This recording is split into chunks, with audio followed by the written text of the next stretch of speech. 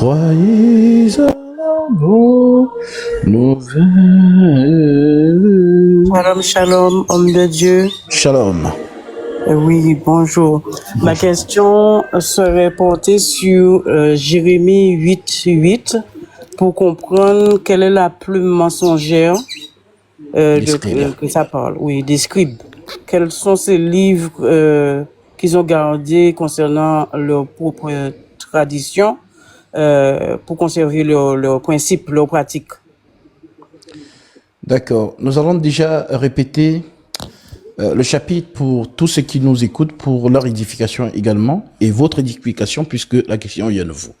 Alors, dans le livre de Jérémie, du prophète Jérémie, chapitre 8, verset 1, il est dit, « En ce temps-là, dit l'Éternel, on tirera de leur sépulcre les os des rois de Juda, les os des chefs et les os des sacrificateurs, les os des prophètes et les os des habitants de Jérusalem, et on les étendra devant le soleil, devant la lune, devant toute l'armée des cieux qu'ils ont aimé, qu'ils ont servi, qu'ils ont suivi, qu'ils ont recherché, et devant lesquels ils se sont prosternés. On ne les recueillera point, on ne les enterrera point, et ils seront comme un fumier sur la terre. » Donc, vous voyez ici très bien, c'est vraiment des éléments très importants. On nous parle de l'armée des cieux, dont les enfants d'Israël ont vénéré. On saura, je vais vous expliquer ce que c'est par la suite. La mort sera préférable à la vie pour tous ceux qui resteront de cette race méchante dans tous les lieux où je les aurai chassés, dit l'Éternel des armées. Dis-leur, ainsi parle l'Éternel, est-ce que l'on tombe sans se relever? Ou se détourne-t-on sans revenir? Pourquoi donc ce peuple de Jérusalem s'abandonne-t-il à perpétuité? Pourquoi ce peuple s'abandonne-t-il à de perpétuels égarements? Il persiste dans la tromperie, il refuse de se convertir. Je suis attentif et j'écoute, dit l'Éternel. Je suis attentif et j'écoute. Il ne parle pas comme il devrait. Aucun ne se repent de sa méchanceté et ne dit qu'ai-je fait. Tous reprennent leur course comme un cheval qui s'élance au combat. Même la cigogne connaît dans les cieux sa saison. La tourterelle, l'hirondelle et la grue observent le temps de leur arrivée. Mais mon peuple ne connaît pas la loi de l'Éternel. C'est de ça qu'il s'agit. Et lorsqu'on parle de la loi de l'Éternel ici, ce n'est pas forcément des 10 commandements. Non, la loi de l'Éternel, c'est aussi un terme qu'on utilise pour exprimer la parole de Dieu. Vous retrouvez cela dans Malachie chapitre 2, verset justement 7, qui déclare, c'est à la bouche du sacrificateur qu'on demande la loi, qu'on demande la science. Donc, la loi, c'est aussi la parole de Dieu. Donc, ici, il est donc dit au verset 8, comment pouvez-vous, voilà, je reprends le verset 7, même la cigogne connaît dans les cieux sa saison. La tourterelle, l'hirondelle et la grue observent le temps de leur arrivée. Mais mon peuple ne connaît pas la loi de l'Éternel. Comment pouvez-vous dire, nous sommes sages? La loi de l'Éternel est avec nous. C'est bien en vain que s'est mise à l'œuvre la plume mensongère des scribes. Les sages sont confondus. Ils sont consternés. Ils sont pris. Voici, ils ont méprisé la parole de l'Éternel. Et quelle sagesse ont-ils? C'est pourquoi je donnerai à leurs femmes et à d'autres et leurs champs à ceux qui les déposséderont. Car depuis le plus petit jusqu'au plus grand, tous sont avides de gain. Depuis le prophète jusqu'au sacrificateur, tous usent de tromperie. Ils pensent à la légère la plaie de la fille de mon peuple. Paix, paix, disent-ils. Il n'y a point de paix. Ils seront confus, car ils commettent des abominations. Ils ne rougissent pas. Ils ne connaissent pas la honte. C'est pourquoi ils tomberont avec ceux qui tombent. Ils seront renversés quand je les châtierai, dit l'Éternel. Je veux en finir avec eux, dit l'Éternel. Il n'y aura plus de raisin à la vigne, plus de figues au figuier, et les feuilles se flétriront. De ce que je leur avais donné leur échappera. Pourquoi resterons-nous assis? Rassemblez-vous et allons dans les villes fortes pour y périr. Car l'Éternel notre Dieu nous destine à la mort. Il nous fait boire des eaux empoisonnées parce que nous avons péché contre l'Éternel. Nous espérions la paix. Il n'arrive rien d'heureux. Un temps de guérison. Et voici la terreur. Les hénisses de ses chevaux se fait entendre du côté de Dan.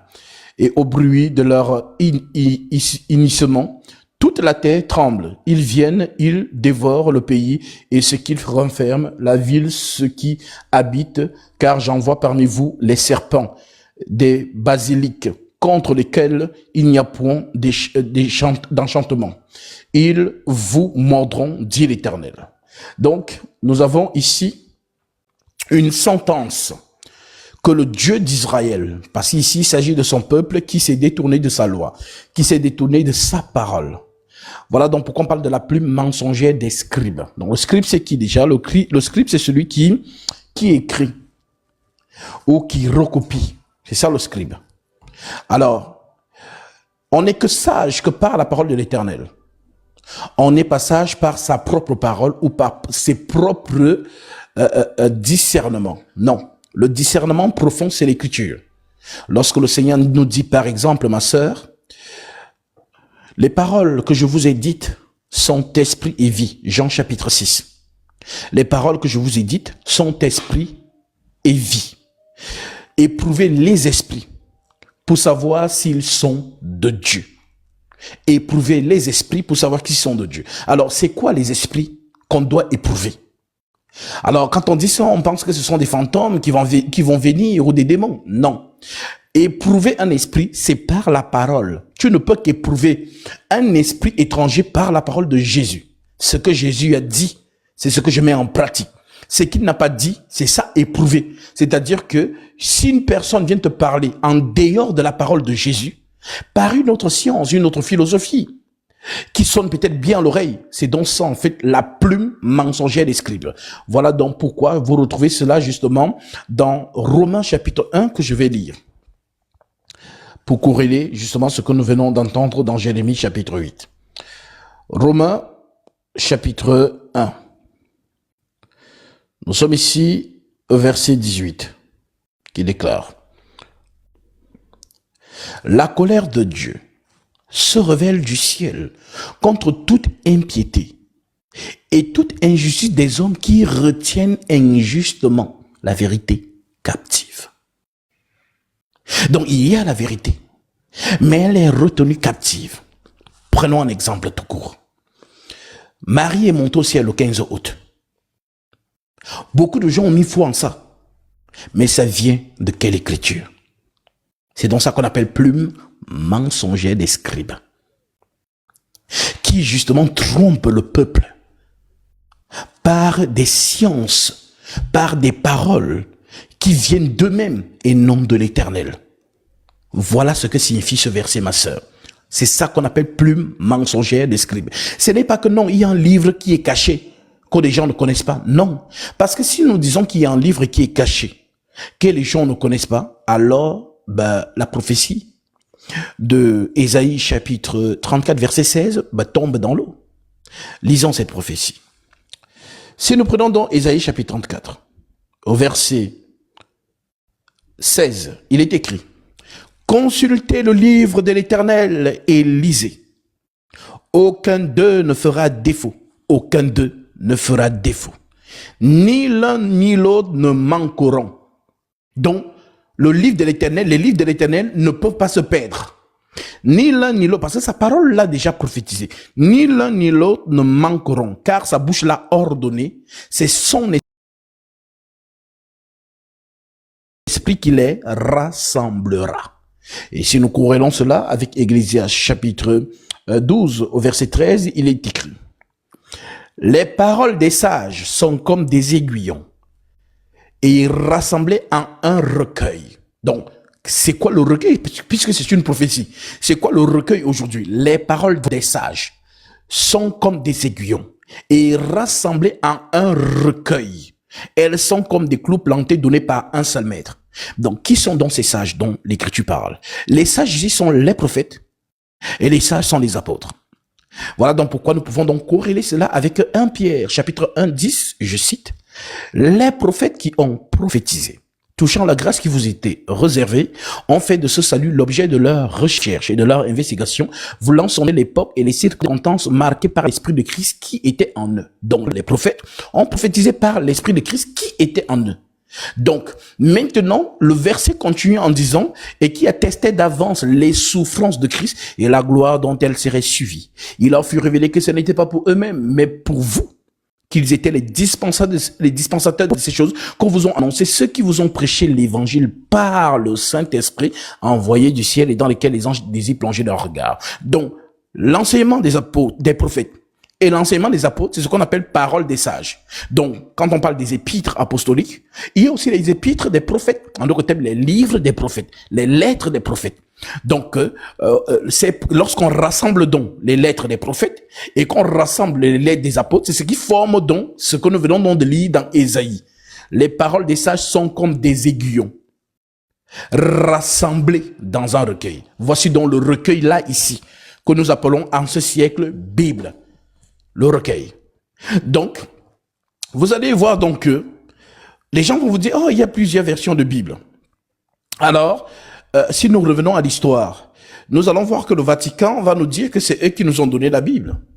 En effet, le Vatican dit qu'ils ont compilé les livres. D'ailleurs, le Vatican, justement, parce qu'on ne parle pas d'abord de Vatican, on parle de Rome. Rome était une puissance. Voilà, une puissance qui avait donc l'autorité. Voilà donc pourquoi, oui, par le concile d'Onicée, le concile de 325, ce n'est pas là que le catholicisme va dire qu'ils nous ont donné la Bible. Non, puisque la loi existait déjà. Les livres des prophètes existaient déjà. Mais les épîtres des apôtres avaient déjà continué souvent à circuler et ils les ont rassemblés. Voilà donc pourquoi il y a un qu'on appelle Luther qui a combattu des livres qui n'étaient pas inspirés. Et moi, je crois au nom de Jésus-Christ que le combat de Luther était vraiment un combat où le Seigneur était dedans. Pourquoi? Parce qu'aucun homme, un seul homme ne peut pas tenir face à la couronne du Vatican. Mais Luther a réussi à tenir tête au Vatican. Donc, quand tu entends les églises luthériennes, on parle des gens qui ont suivi le combat de Luther, c'est-à-dire Luther qui était lui-même dans le Vatican, prêtre, et qui a commencé à remarquer qu'il y a des hérésies inventées par le Vatican qui ne sont pas normales, qui ne viennent pas des Saintes Écritures. Alors, c'est comme ça qu'il combat donc justement cette entité et sort de là. Et justement, les gens vont donc suivre. Voilà, beaucoup vont suivre Luther parce qu'il n'était pas le seul qui combattait déjà les hérésies du Vatican.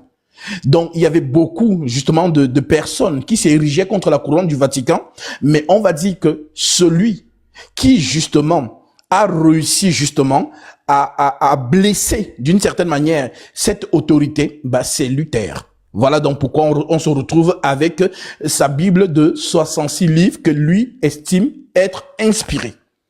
Et d'ailleurs, justement, lorsque, par exemple, nous allons lire certains livres ici, notamment si on prend le livre de Daniel dans le livre du Vatican, parce que la Bible que j'ai ici, c'est la Bible du Vatican. Voilà, leur insigne est là. Donc, on va voir, par exemple, si on prend le livre de Daniel, on va voir que Daniel ne termine pas au chapitre 12, mais Daniel termine au chapitre 13. Et quand tu lis l'histoire de ce que ça dit, ce chapitre, on parle de Suzanne. Voilà, qui n'a rien à voir avec la prophétie. Parce que le livre de Daniel est un livre prophétique. Donc, c'est donc ça, ma sœur, pour te faire court, qu'on appelle la plume mensongère des scribes. Voilà, les gens ont abandonné les Écritures pour suivre des dogmes. Par exemple, litanie de Marie qui défait le nœud. Est-ce que les apôtres nous ont donné ça? Non. Les litanies, les rosaires, les livres qui n'ont rien à voir avec les lettres apostoliques. Voilà donc pourquoi, lorsque je fais souvent ce schéma pour ceux qui m'écoutent, je leur dis souvent que dans Jean chapitre 17, le discours du Seigneur Jésus-Christ dit aux 12 qu'il a choisi, tel que lui-même l'a dit, n'est-ce pas moi qui vous ai choisi, vous les 12, et l'homme parmi vous est un démon. Donc parmi les 12, il y a un démon. Mais le démon sera retranché conformément à la prophétie des psaumes, qu'un autre prenne sa charge. Donc qui va donc prendre la charge de Judas Iscariote? C'est Matthias. Donc lorsque Matthias est ajouté aux 11, ils sont 12 et le Saint-Esprit descend.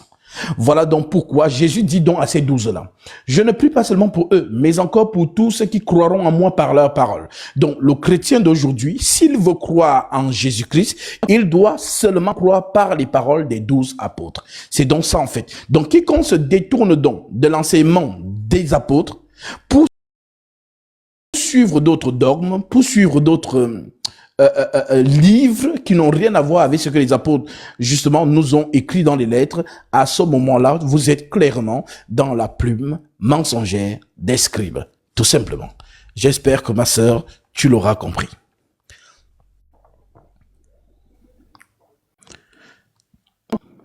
Parce que c'est la même doctrine qu'elle va retrouver.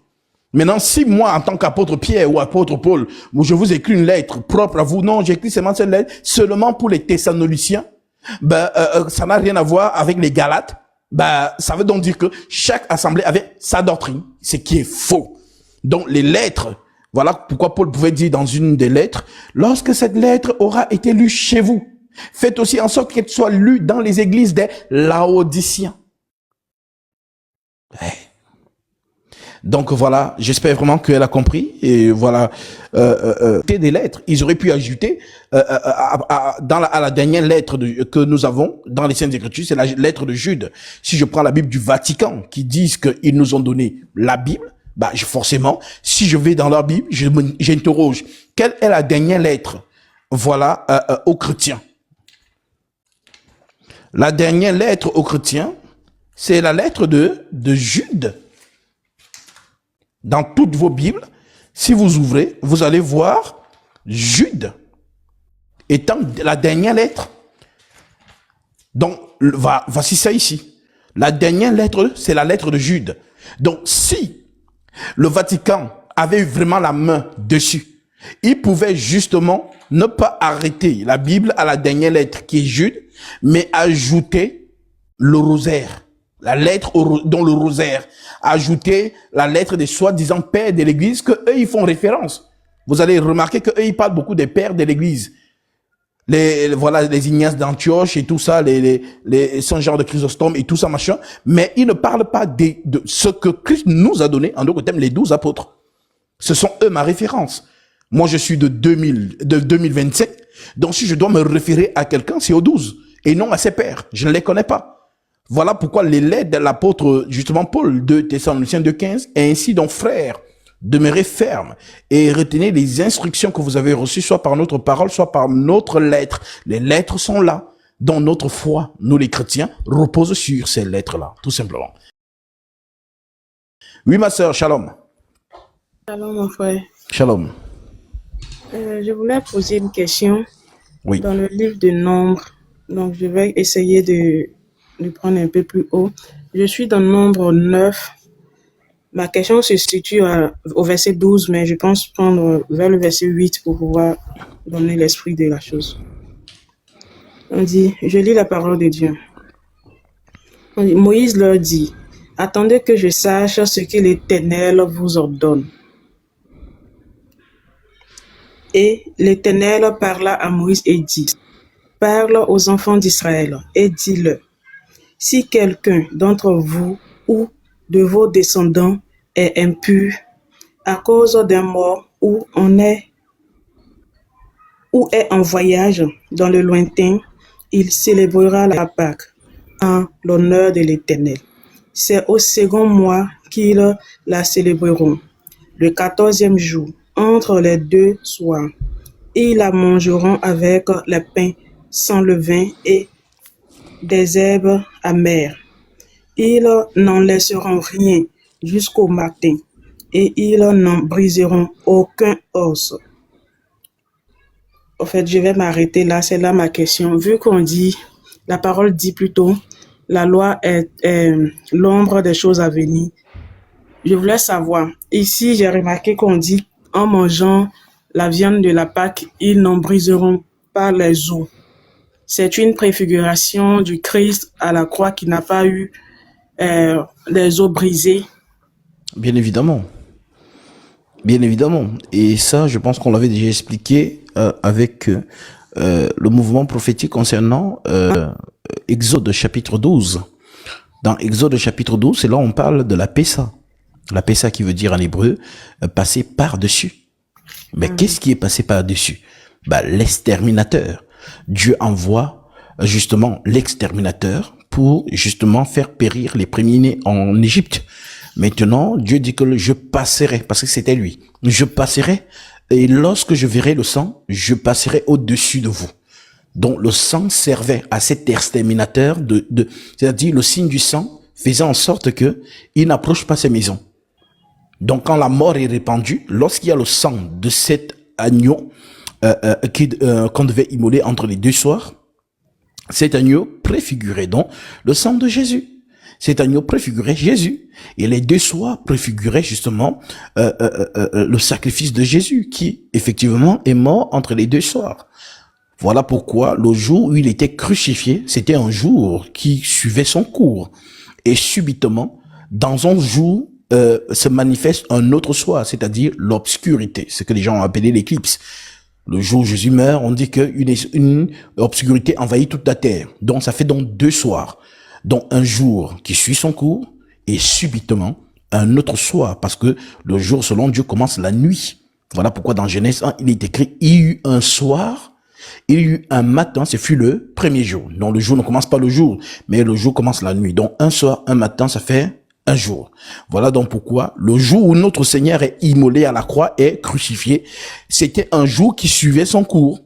Et dans ce jour-là, il y a un jour, c'est-à-dire l'obscurité qui apparaît, c'est un jour qui est justement, qui vient de nouveau. Voilà donc pourquoi on parle de deux soirs. Donc cela montre effectivement que Christ est vraiment cet agneau pascal qui justement est immolé entre deux soirs et dont justement les os n'ont pas été brisés, puisque lorsqu'on venait briser les os, on a brisé les os des prisonniers qui ont été les malfaiteurs qui ont été crucifiés avec lui. Mais lui, on n'a pas brisé ses os. La seule chose qu'on lui a fait, c'est de percer son côté de la manière dont Siméon, le prophète Siméon, avait prophétisé en disant, et toi-même, une flèche transpercera l'âme. Je vais lire ça dans Luc chapitre 2, au verset justement 28. Il est dit... je prends à partir du verset 23. Son père et verset 33. Son père et sa mère étaient dans l'admiration des choses qu'on disait de lui. Siméon les bénit. Donc Siméon le prophète les bénit. Donc bénit Joseph, Marie et Jésus. Siméon les bénit et dit à Marie sa mère. Donc maintenant Siméon parle à Marie sa mère. Voici cet enfant que tu portes là. Voici cet enfant est destiné à devenir, est destiné à amener une chute et le relèvement de plusieurs en Israël. Et à devenir un signe qui provoquera la contradiction. Voilà pourquoi il y a beaucoup de débats sur Jésus. Parce que c'était prophétisé. Il sera un signe qui provoquera la contradiction. Et toi-même, mais là il parle à l'enfant. Et toi-même, une épée te transpercera l'âme. Voilà pourquoi, si peut-être quelqu'un cherche dans la loi, mais où est-ce que vraiment on a piqué un agneau, une préfiguration dans l'Ancien Testament? Tu ne trouveras pas. Mais le prophète Siméon, qui est un prophète de l'Ancien Testament, va donc prophétiser. Une épée te transpercera l'âme. Et c'est ce qu'on voit. Le jour où Jésus est donc crucifié, on voit un soldat romain venir justement percer son côté. En d'autres termes, la côte, la lance. Ils ont fait des films dessus en appelant ça la lance du destin, tout ça. Donc, ce qui a donc percé, la flèche qui a percé, ou la lance, ou l'épée qui a percé Jésus-Christ sur le côté, on dit donc que de ce côté-là sortait quoi? L'eau et le sang. Maintenant, il faut donc que celui qui a le don de l'enseignement vienne donc vous expliquer pourquoi l'eau et le sang. Par exemple, ce que j'explique là. Tu n'as jamais entendu ça quelque part. Pourquoi justement on l'a percé? Donc, si on l'a percé, donc, c'est parce que Simeon l'avait prophétisé. Et donc, justement, Jésus, ayant donc la côte percée, L'enseignement, celui qui a le don de l'enseignement ne vient pas, on va dire, dire la même chose que le prophète, mais il va comme compléter le prophète. En d'autres termes, quand je dis compléter, ce n'est pas que le prophète n'a pas dit, mais en fait, il va maintenant expliquer ce que le prophète dit. Parce que le prophète, c'est qui? Le prophète, c'est celui qui ouvre la vision. Maintenant, le docteur, c'est celui qui vient donc prendre la vision et le détaille, pour que ceux qui écoutent aient donc vraiment le pourquoi, le comment et l'origine de la chose. Donc voilà donc pourquoi on revient ici dans le jardin d'Éden, Dieu qui lance une torpeur sur l'homme, qui s'endort, Dieu qui prend une de ses côtes et justement façonne la femme. Donc c'est ça donc, c'est qu'on voit la croix. Jésus étant mort, on vient donc percer le côté et l'eau et le sang sortent. L'eau et le sang qui sont symboles de naissance. Parce que lorsqu'une femme donne la vie, elle perd quoi? L'eau et le sang. D'ailleurs, quand une femme va commencer à manifester les signes de l'accouchement, elle va perdre les os. C'est ça l'expression. Elle a perdu les os. Donc, Jésus donc, qui est donc à la croix et qui représente ici la femme qui doit enfanter avec douleur.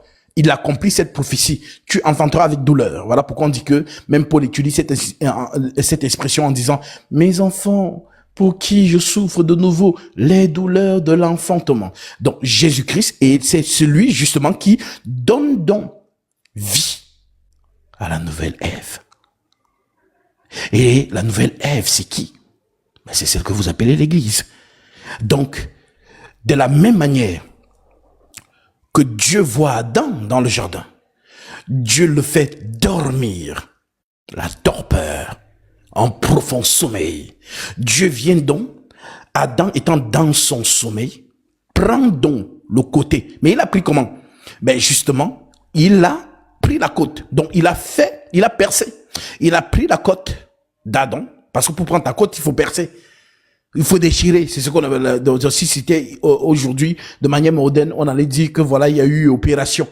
Donc on prélève, donc, Dieu prélève la côte d'Adam, une des côtes, et façonne la femme.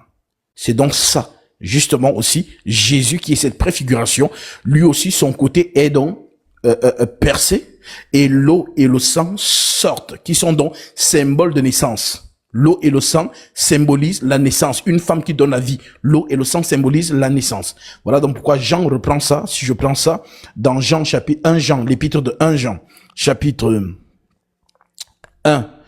1 Jean chapitre 5 verset 6. Voici ce que l'apôtre Jean déclare à ce sujet. 1 Jean chapitre 5 verset 6, Jean dit, c'est lui, Jésus-Christ, qui est venu avec l'eau et avec le sang. Non seulement l'eau, mais avec l'eau et le sang. Je répète, c'est lui, Jésus-Christ, qui est venu avec de l'eau et avec du sang. Non avec l'eau seulement, mais avec l'eau et avec le sang. Et c'est l'esprit qui rend témoignage, parce que l'esprit est la vérité. Car il y en a trois qui rendent témoignage, l'esprit, l'eau et le sang, et les trois sont d'accord. C'est ce qui explique même la naissance. Nous tous, toi et moi, nous sommes passés par là. Lorsque notre mère était enceinte de nous, lorsqu'elle nous a porté 9 mois, même pour ceux qui sont nés prématurés, ou 6 mois, ou 7 mois, ainsi de suite, toujours en est-il, c'est que elle a perdu les os. Premier signe, c'est un témoignage. Le deuxième signe, lorsqu'elle est en travail, elle perd le sang. C'est le deuxième témoignage. Maintenant, le troisième témoignage n'appartient pas à notre mère. Le troisième témoignage, c'est la nature. Et la nature, c'est l'oxygène. Voilà donc pourquoi, lorsque l'enfant sort du ventre, il faut donc que l'oxygène de lait valide sa naissance. Voilà pourquoi vous voyez souvent que quand une femme accouche, si l'enfant ne manifeste rien, pas de signe, on appelle le docteur vient, on commence à taper l'enfant, ou bien on commence à activer, on branche des choses sur lui. Pourquoi? Pour que l'oxygène valide sa naissance. C'est l'oxygène qui doit confirmer que je valide sa naissance. Et qui dit oxygène dit Dieu. Voilà pourquoi dans les cercles maçonniques, ils ont utilisé un terme, ils nous appellent récipiendaires. L'oxygène. Donc nous sommes des contenus, des récipients d'air. C'est-à-dire l'air que tu respires, c'est ça la vie en toi. Le jour où tu arrêtes de vivre, tu ne respires plus. Donc, il n'y a plus ce battement de cœur. Tout double. Tout double. Voilà, je pense que ceux qui ont fait science, on vous a appris ça à l'école, que justement, le cœur pompe l'air et le sang. Voilà, donc lorsqu'une personne ne vit plus, justement, le cœur arrête de battre parce qu'il ne pompe plus. Donc, c'est donc ça, en fait, les trois témoignages. Donc, je répète, la maman perd les os, elle perd le sang. Et le troisième témoignage, c'est l'oxygène qui vient valider la naissance de l'enfant. Si l'oxygène ne valide pas la naissance du bébé, il est déclaré cliniquement mort-né. Donc, si on a donc compris ça naturellement, alors, ça va nous permettre de comprendre le principe de naissance spirituelle. Parce que Nicodème est venu devant Jésus en lui disant, personne ne peut faire les choses que tu fais si Dieu n'est pas avec lui. Et Jésus coupe court, parce que Jésus sait ce qu'il est venu faire. Jésus lui dit, si un homme ne naît d'eau et d'esprit, il ne peut entrer dans le royaume des cieux. En fait, Nicodème est venu la nuit pour essayer de négocier avec Jésus d'entrer dans son royaume. Mais Jésus a dit, non, ça ne se passe pas comme ça. Non, quand tu es venu sur terre, est-ce que tu es venu sur terre comme ça? Non, tu es entré par quelqu'un. C'est une femme qui t'a donné la vie. De la même manière dont tu es né sur terre, c'est aussi comme ça que tu dois naître dans le royaume des cieux.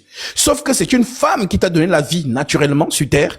C'est aussi prophétiquement par une femme que tu naîtras dans les cieux. Voilà donc pourquoi Jésus lui dit, si un homme ne naît d'eau et d'esprit, il ne peut entrer dans le royaume des cieux. Alors Nicodème comprend cela en français, comme un bon intellectuel. Comment quelqu'un peut-il entrer dans le ventre de sa mère quand il est vieux? Peut-il encore entrer et renaître? Jésus a compris que il n'a rien compris. C'est un docteur, mais c'est un docteur pas de l'esprit. C'est un docteur de la chair. Voilà pourquoi j'ai dit souvent que les choses de Dieu, on ne l'apprend pas. Voilà Nicodème. Jésus lui parle justement spirituellement. Il ne capte rien. Et lui, il parle des choses, non, comment je suis un vieux, j'ai la barbe, je vais encore entrer dans ma mère et ressortir. Il n'a rien compris. Et c'est ça beaucoup de gens de ce monde, des soi-disant intellectuels, qui pensent capter la pensée divine et pourtant ils ne captent rien du tout. Alors Jésus donc commence à lui dire,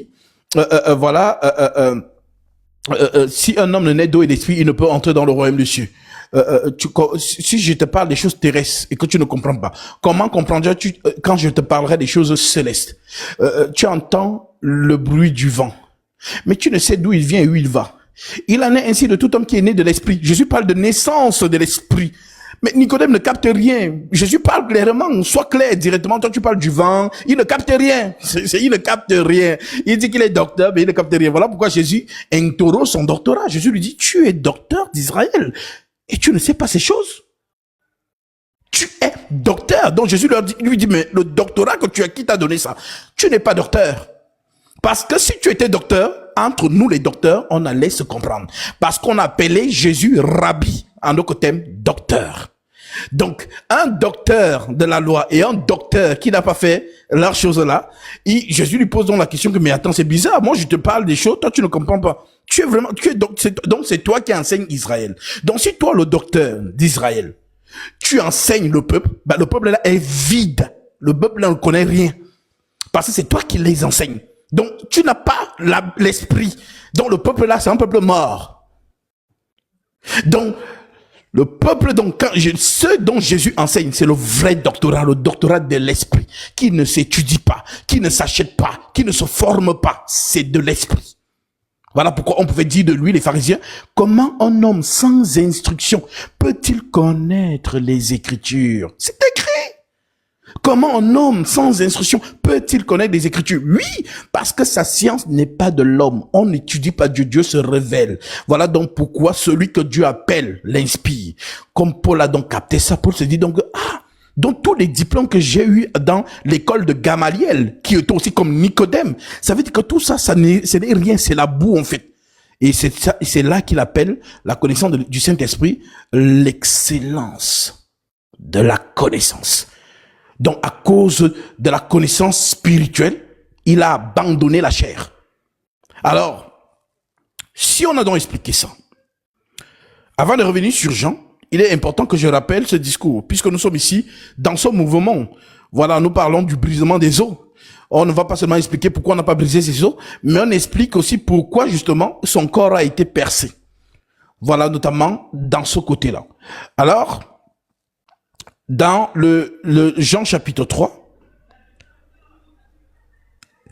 voici donc ce discours. Mais il y eut un homme d'entre les pharisiens, donc c'était un pharisien, comme Gamaliel aussi, nommé Nicodème, un chef des Juifs, qui vint, lui, auprès de Jésus de nuit et lui dit, Rabbi. Déjà, c'est un exploit. Parce que le collège des pharisiens ne reconnaît pas Jésus comme docteur. Mais bizarrement, le docteur de la loi appelle Jésus Rabbi. Rabbi. Nous savons. Il ne dit pas je sais. Il dit nous savons. Parce que quand ils siègent tous entre pharisiens, ils rendent témoignage en secret que non, le gars là, non, il nous dépasse tous en sagesse. Il a la connaissance. Ils le savent. Mais quand ils sont maintenant devant le peuple, ils ne l'assument pas. Parce que forcément, s'ils l'assument, le peuple se détourne du pharisianisme pour suivre Jésus. Alors, devant le peuple, ils ne l'assument pas. Mais en secret, ils rendent témoignage de lui. Voilà donc pourquoi Nicodème vient dire, Rabbi, nous savons que tu es un docteur venu de Dieu. Et que personne ne peut faire ces miracles que tu fais si Dieu n'est pas avec lui. Jésus lui répondit, en vérité, je te le dis. Si un homme ne naît de nouveau, il ne peut voir le royaume de Dieu. Tu me diras, mais Jésus, ça n'a rien à voir. C'est même ça qu'on peut dire hors sujet. Nicodème, lui, t'a parlé des choses que non, tu es un docteur. Mais non, maintenant, toi, tu parles de naître de nouveau. Pourquoi il amène la conversation dans la naissance? Parce que Jésus est Dieu. Jésus sait que c'est que Nicodème est venu faire la nuit là. Déjà, il vient la nuit pour qu'on le voit pas. Pour que le peuple, ses collègues ne le voient pas. Donc, il vient la nuit comme en cachette que, non, ça, c'est la porte du ciel. Je vais entrer. Maintenant, Jésus lui dit que non, ça ne se passe pas comme ça. Si tu vas entrer dans le royaume des cieux, il faut que tu naisses de nouveau. D'où le fait qu'il amène la conversation sur, justement, la naissance. Donc, Jésus répondit, en vérité, je te le dis, si un homme ne naît d'eau et d'esprit, il ne peut entrer dans le royaume de Dieu. Ce qui est né de la chair est chair. Donc, Jésus explique à Nicodème, toi, tu es né de la chair, donc tu es chair. Et ce qui est né de l'esprit est esprit. Maintenant, qui est né de l'esprit? C'est Jésus. Maintenant, entre celui qui est né de la chair et celui qui est né de l'esprit, il y a deux paroles. La parole de celui qui est né de la chair, on dit tu es poussière, tu retournes à la poussière. Maintenant, la parole de celui qui est né à l'esprit, s'il est, il est né esprit, il retourne où? À l'esprit.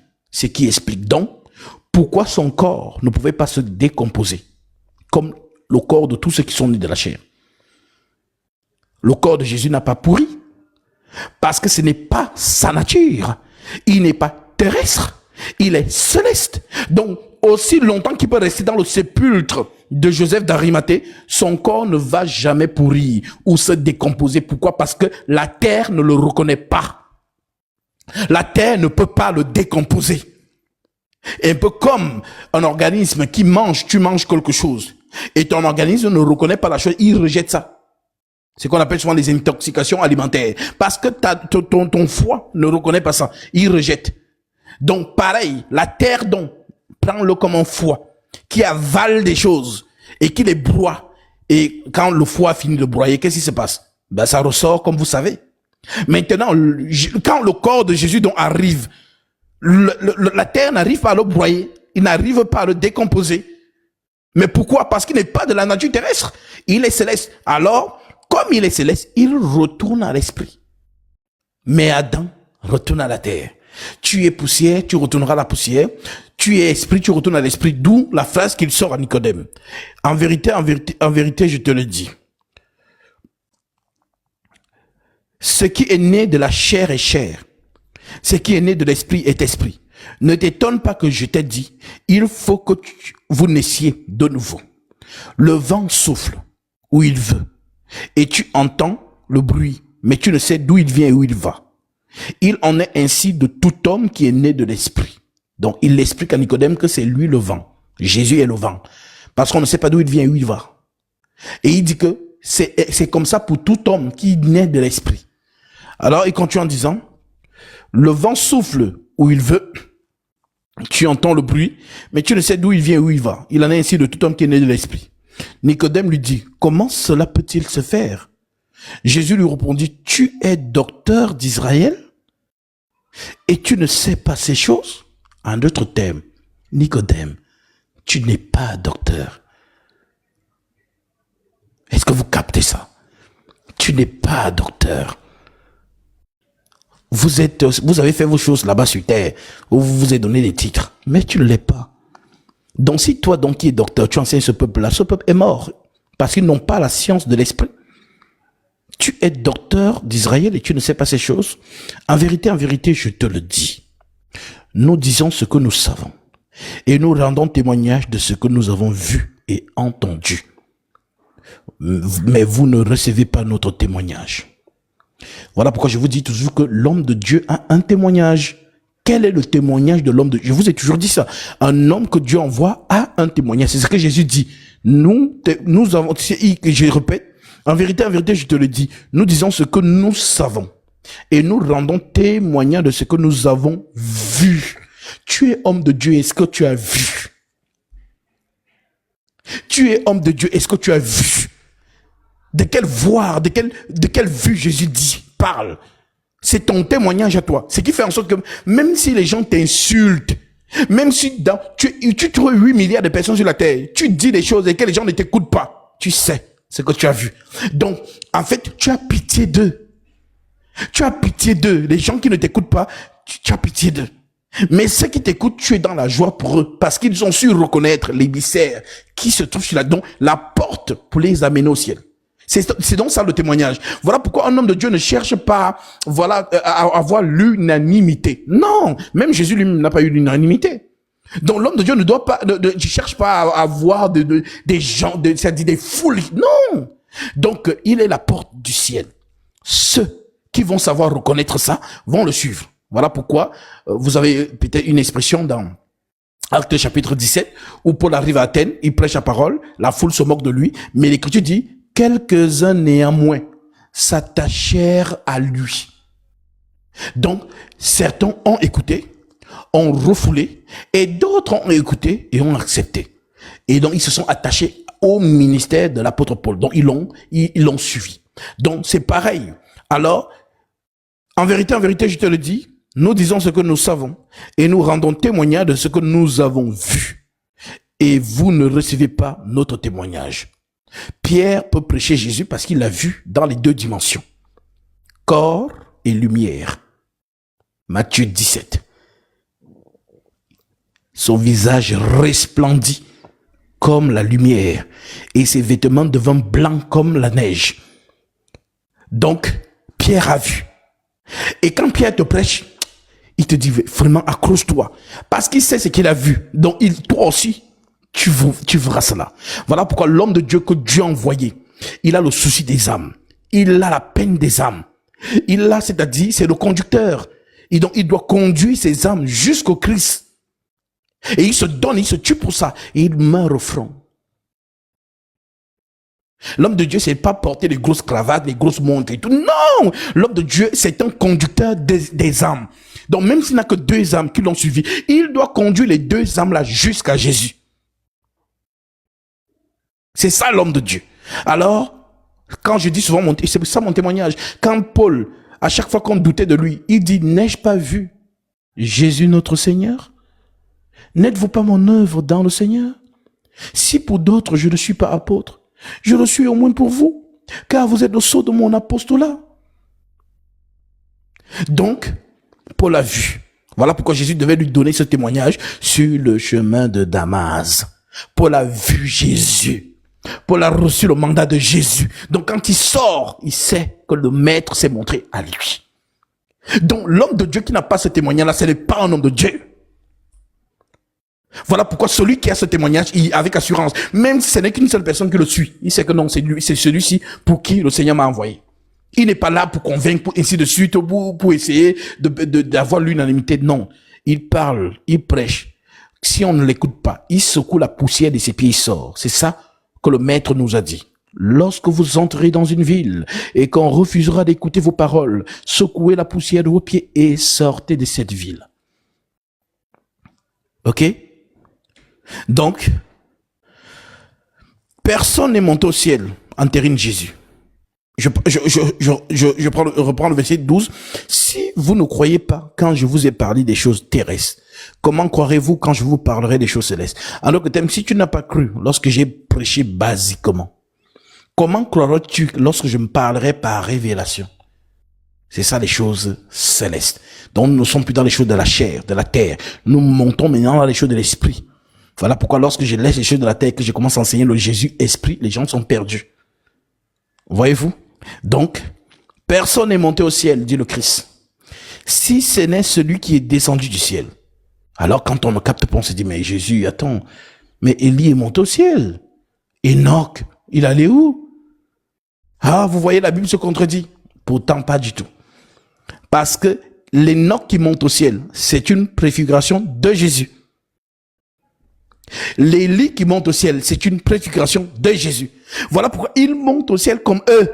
Devant 11 disciples, il se met comme Superman, il monte. Et ils ont ce témoignage. Car quand il est monté au ciel, il n'y avait que 11. Maintenant, si tu me demandes, mais Gatsby, pourquoi il n'était pas tous les saints, il n'était pas là qui le suivaient quand il monte au ciel? Pourquoi il est monté au ciel seulement devant les 11? Tout simplement. Parce que dans son discours de Jean chapitre 6, il a dit aux gens, à la foule qui était là, je suis le pain qui est descendu du ciel. On s'est moqué de lui.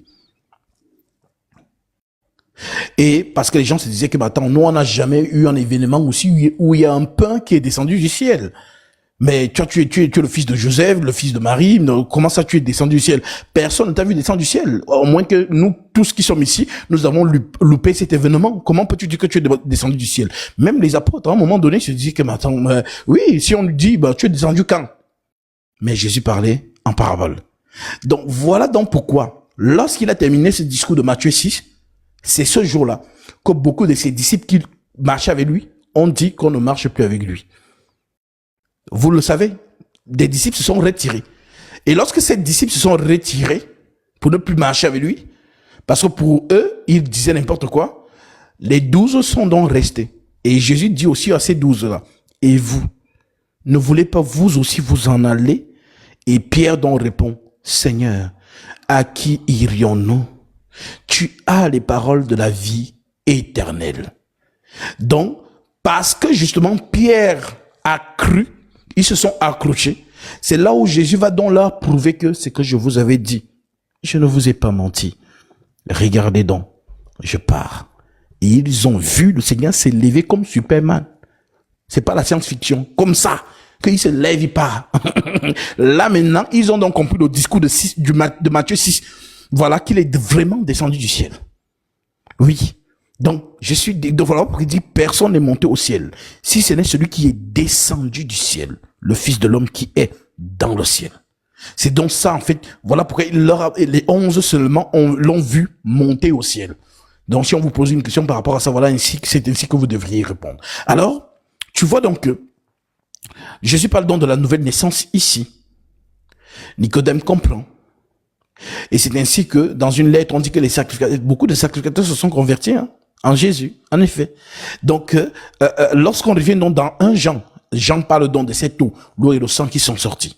Donc, c'est par justement ce 2 témoignages. Parce que c'est le pourquoi je dis souvent, les hommes peuvent marmailler dans le baptême. Les hommes peuvent marmailler dans la parole. Mais personne ne peut marmailler dans l'esprit. Parce que c'est Dieu seul qui confirme les enfants de Dieu. Ce qu'on appelle être scellé du Saint-Esprit. C'est Dieu seul. Voilà pourquoi nous avons quelqu'un dans cette Bible qui a cru à Jésus. Qui a pris son baptême au nom de Jésus pour le pardon de ses péchés. Mais qui n'a pas reçu le Saint-Esprit. Cet homme s'appelle Simon le magicien. Dans les 2 étapes, il les a traversées. Mais la 3e étape, Dieu ne l'a pas validé. Pourquoi? Parce que c'était un fils de la perdition. Lisons cela.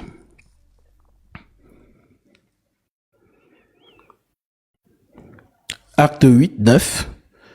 Il y avait auparavant dans la ville un homme nommé Simon, qui se donnant pour un personnage important, exerçait la magie et provoquait l'étonnement du peuple de la Samarie. Tous depuis le plus petit jusqu'au plus grand l'écoutaient attentivement et disaient, celui-ci est la puissance de Dieu, celle qui s'appelle la grande.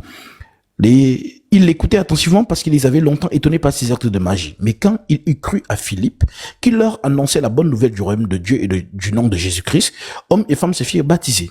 Simon lui-même crut, et après avoir été baptisé, il ne quittait plus Philippe, et il voyait avec étonnement les miracles et les grands prodiges qui s'opéraient.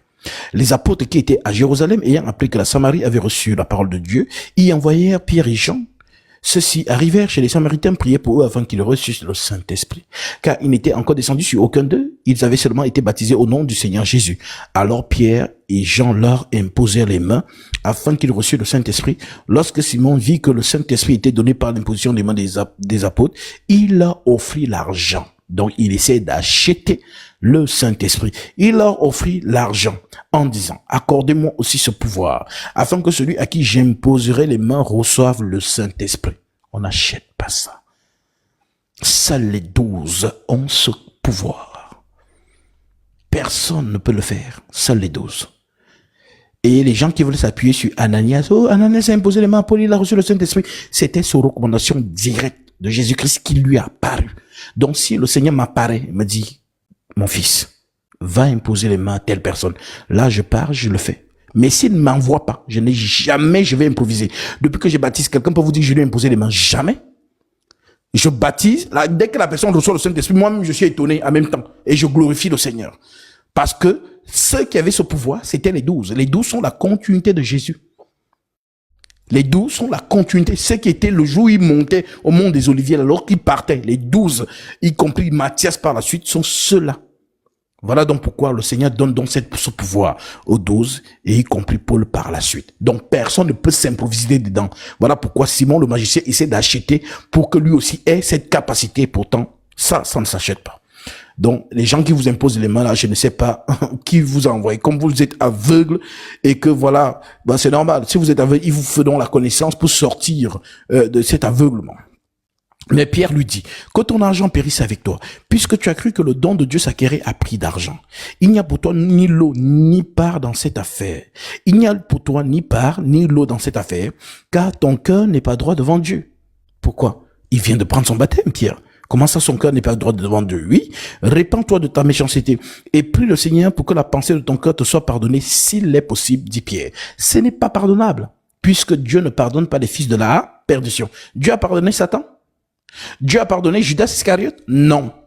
Parce que ce sont les fils de la perdition qui sont voués pour la destruction, conformément à Romains chapitre 9, à partir du verset 14. Comme Paul le dit. Dieu a fait les vases d'honneur et les vases d'usage vil formés pour la perdition. Donc, c'est lui qui a déjà fait son choix depuis l'éternité.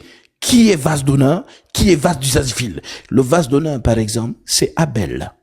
Et le vase d'usage vil, c'est Caïn. Le vase d'honneur, c'est Jésus. Le vase d'usage vil, c'est Judas Iscariote. Le vase d'honneur, c'est l'archange Michael. Et le vase d'usage vil, c'est le dragon. Voilà comment Dieu a disposé les choses. Donc, ce n'est pas que, vraiment, les gens là, ils sont bizarres, hein. Dieu qui prêche l'amour. Pourquoi lui-même ne pardonne pas Satan? Ce sont des ignorants. Des hommes créés. Vraiment, Dieu, il est Dieu. Bah, si c'était moi Dieu, j'envoie la foudre sur toi, on n'en parle plus. Vraiment, il est patient. Voilà pourquoi il est Dieu. Parce que si nous autres, tu parles comme ça, on t'envoie la foudre. Mais c'est vraiment Dieu patient. D'ailleurs, avec ses deux disciples, Jean et son frère, il leur a sudémé Boanerges. Il les a envoyés louer une chambre pour lui pour dormir. Et ils sont arrivés là-bas et ils ont refusé de louer la chambre à Jésus. Alors, étant choqués que, vous savez à qui vous refusez la chambre? Ils viennent dire à Jésus, bon, Seigneur, ils ont refusé, hein. Est-ce que tu veux qu'on invoque le feu pour qu'on les envoie sur eux? Qu'est-ce que Jésus leur a dit? Il les a grondés. Vous ne savez pas par quel esprit vous êtes animés. Le Fils de l'homme n'est pas venu perdre les âmes. Mais il est venu sauver les âmes. Donc, moi, le Seigneur, le Père m'envoie sauver les gens. Vous verrez que je les tue. C'est dans ça, en fait. Donc, Jésus montre ici que même si on le méprise, même si on parle de lui comment? Parce qu'il sait qu'il y a un jour où les hommes seront jugés par leurs paroles qu'ils ont proférées. Ce jour-là, les gens qui pensent que les paroles, quand tu parles là, ça disparaît. Non. Ce jour-là, ça sera comme le haut-parleur sur toi. Donc, toutes tes paroles que tu disais là, devant. Donc, tu seras condamné par tes propres paroles. Donc, tu vas croire que c'est la blague. C'est TikTok, non? Il faut les vues, il faut les j'aime, n'est-ce pas? Comme vous pensez que c'est TikTok, dès que tu vas dire quelque chose, les gens vont mettre like, tu vas voir beaucoup de likes. Ah, c'est bien. Après, tu vas bien dormir. On a liké ma vidéo. C'est bien. Comme on dit au Cameroun, le désordre est collectif, mais les retombées sont individuelles. Ah, vous voyez les gens qui font souvent le désordre. Dès que ça arrive sur quelqu'un, les autres, tu les vois plus. Tous ceux qui ont mis j'aime là, tu les vois pas. Hein. Tu assumes seul. Voilà, c'est de ça qu'il s'agit. Donc, repentez-vous. Alors, il n'y a pour toi ni l'eau ni pas dans cette affaire. Il n'y a pour toi ni part ni l'eau dans cette affaire, car ton cœur n'est pas droit devant Dieu. Répands-toi de ta méchanceté et prie le Seigneur pour que la pensée de ton cœur te soit pardonnée, s'il est possible.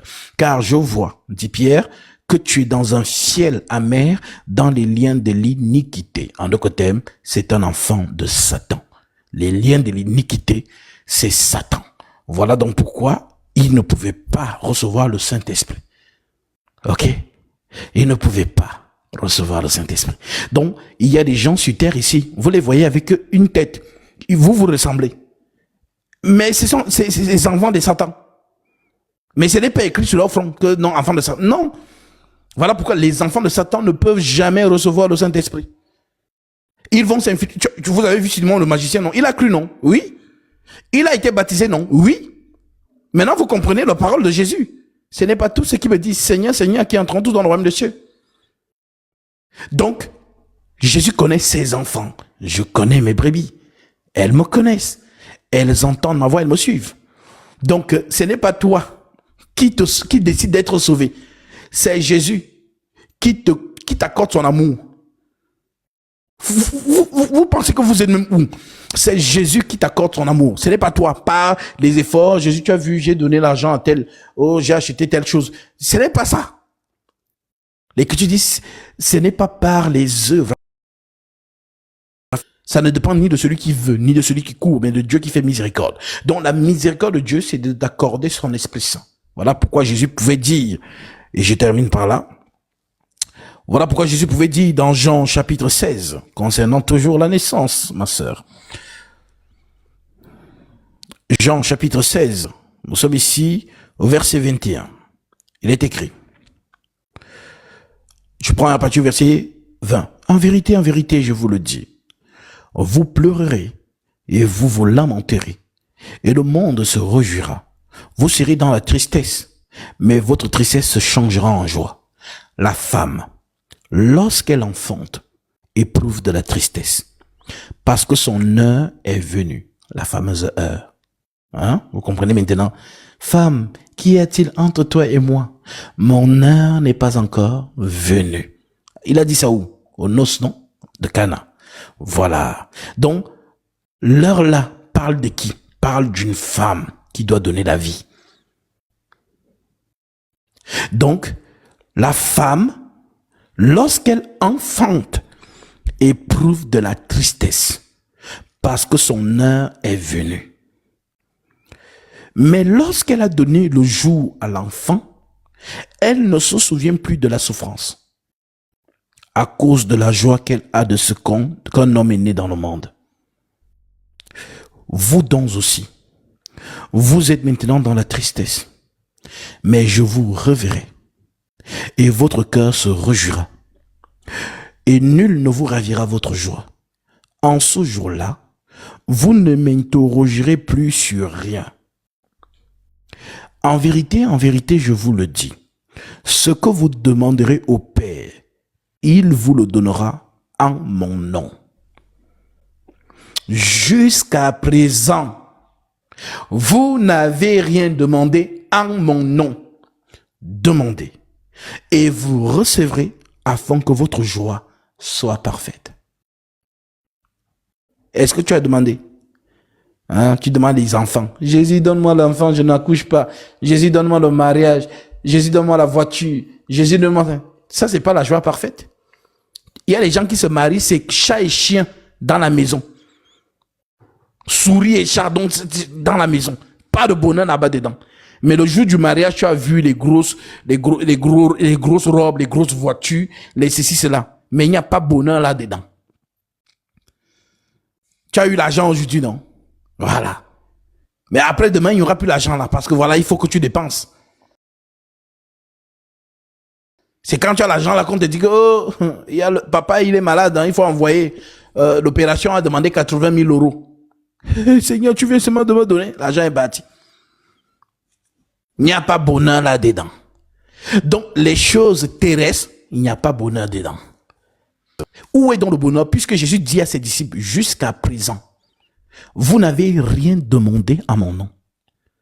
Demandez et vous recevrez afin que votre joie soit parfaite. Qu'est-ce qui donne donc la joie parfaite?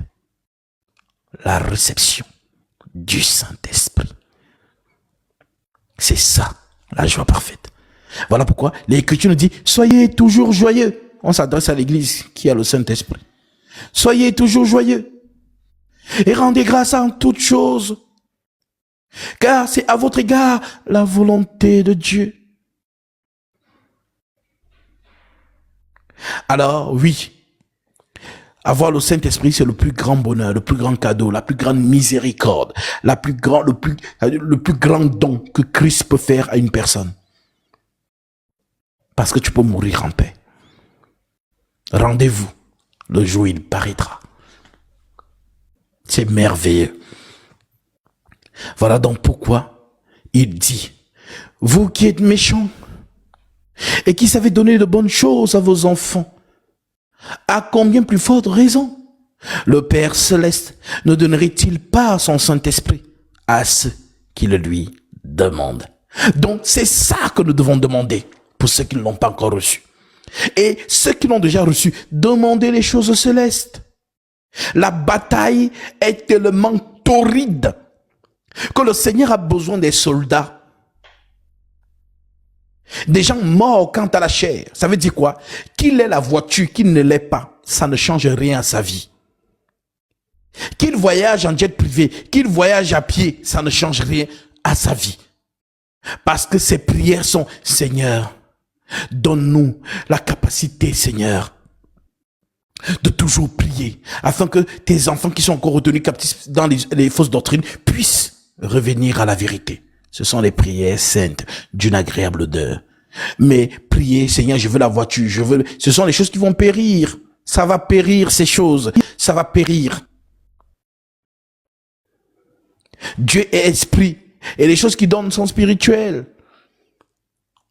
Car bien que nous sachions que lorsqu'il donne quelque chose, cela s'accompagne par la graisse de la terre et la rosée du ciel. Salomon a demandé quoi? Les voitures? Non. Il a demandé la sagesse et l'intelligence. Et Dieu a été justement honoré par sa demande. Parce que Dieu lui a donné l'occasion, comme il peut donner à tout homme. Si Dieu apparaît maintenant, voilà, chez toi, là, il te dit, bon, tu veux quoi? Tu vas dresser la liste. Seigneur, je vais être l'homme le plus riche du monde. Seigneur, je veux m'envoler comme Superman. Seigneur, je vais ceci, je vais cela. Mais il a donné cette occasion à Salomon. Mais qu'est-ce que nous devons en tirer de ça? De ce que Dieu, de la réaction de Salomon face à cette opportunité. Salomon a demandé, il n'a rien demandé des choses charnelles. Mais il a demandé les choses de l'esprit. Où Dieu trouve son intérêt. Accorde-moi de la sagesse et de l'intelligence afin que je sache me conduire à la tête de ton peuple. Car qui pourrait guider ce peuple si grand? Parce que Dieu ne peut pas te mettre à la tête de son peuple, le guider s'il ne te donne pas son esprit. Pareil pour Moïse. Moïse doit aller délivrer les enfants d'Israël. Il faut que Dieu lui donne l'esprit pour qu'il guide le peuple. Donc le conducteur du peuple doit avoir l'Esprit Saint de Dieu. Car c'est Dieu qui guide son peuple au travers cet homme. Il n'a jamais changé sa manière de travailler. C'est comme ça qu'il a conduit Israël dans le désert. C'est comme ça qu'il a conduit Israël par justement, ce que Salomon lui demande ici. Accorde-moi de la sagesse et de l'intelligence afin que je sache me conduire à la tête de ton peuple. Car qui pourrait juger ton peuple, ce peuple si grand? Alors, Dieu étant édifié par la demande de Salomon, on lui dit, puisque c'est là ce qu'il y a dans ton cœur. Puisque c'est là ce qu'il y a dans ton cœur. Et que tu ne demandes pour toi pas de richesse, ni des biens, ni la mort de tes ennemis, ni même une longue vie. D'accord. La sagesse et l'intelligence te sont accordées. Je te donnerai en outre les choses que tu n'as pas demandées. Parce que Dieu est édifié par la demande de Salomon. Donc ce que Salomon n'a pas demandé, Dieu donne en surplus. Mais Salomon n'a pas demandé ça. Donc si je prie pour les choses spirituelles, comme Paul dit, aspirer aux dons spirituels, Dieu lui-même sait que ma fille a besoin de ça, ma fille a besoin de tel. Et ça vient. Donc, voilà en ce qui concerne la nouvelle naissance et en ce qui concerne voilà le verset de Deutéronome que j'ai corrélé avec Exode chapitre 12 en démontrant que à la croix effectivement le corps de Jésus dont ses os n'ont pas été brisés, ses jambes, ses pieds n'ont pas été brisés, mais les pieds des malfaiteurs qui ont été crucifiés avec lui l'ont été. Et lui justement s'accomplit la prophétie de Siméon concernant justement voilà la lance que les gens ont appelée la lance du destin, que Simon appelle l'épée. Une épée te transpercera l'âme. Voilà, et c'est ce que nous avons vu, tout simplement. Merci beaucoup, mon frère. Maintenant, j'ai une deuxième question. Bon, c'est pas une question, mais il y a une expression qui me fatigue un peu. Alors, je vais prendre la dernière question là, et puis je dois prendre aussi d'autres questions pour ceux qui ont envoyé leur demande pour poser la question. Vas-y. D'accord. Dans 1 Jean 5, le verset 16, où il est dit, si quelqu'un voit son frère commettre un péché qui ne mène point à la mort, qu'il prie, et Dieu donnera la vie à ce frère. Il la donnera à ceux qui commettent un péché qui ne mène pas à la mort, qui ne mène point à la mort. Il y a un péché qui mène à la mort, ce n'est pas pour ce péché que j'ai dit de prier. Je veux comprendre, en fait, j'ai comme compris, mais il y a une expression dedans où Dieu donnera la vie. Je n'arrive pas à capter ce truc. Il s'agit de quoi? Dieu pardonnera ou bien c'est quoi? Alors, Jean s'adresse à qui? À l'église. À l'église. Et l'église est constituée de qui? Des membres du corps de Jésus. Nous sommes les membres du corps de Christ. Alors, Jésus est déjà mort à la croix. Il n'y a plus de péché pour les saints. Parce que nous sommes sanctifiés par lui. Nous avons été rachetés par son sacrifice. Maintenant, pourquoi Jean nous parle encore de si quelqu'un voit son frère commettre un péché? Son frère commettre un péché. Il s'agit donc de quel péché? Voilà, donc, est-ce que tu as la Bible avec toi?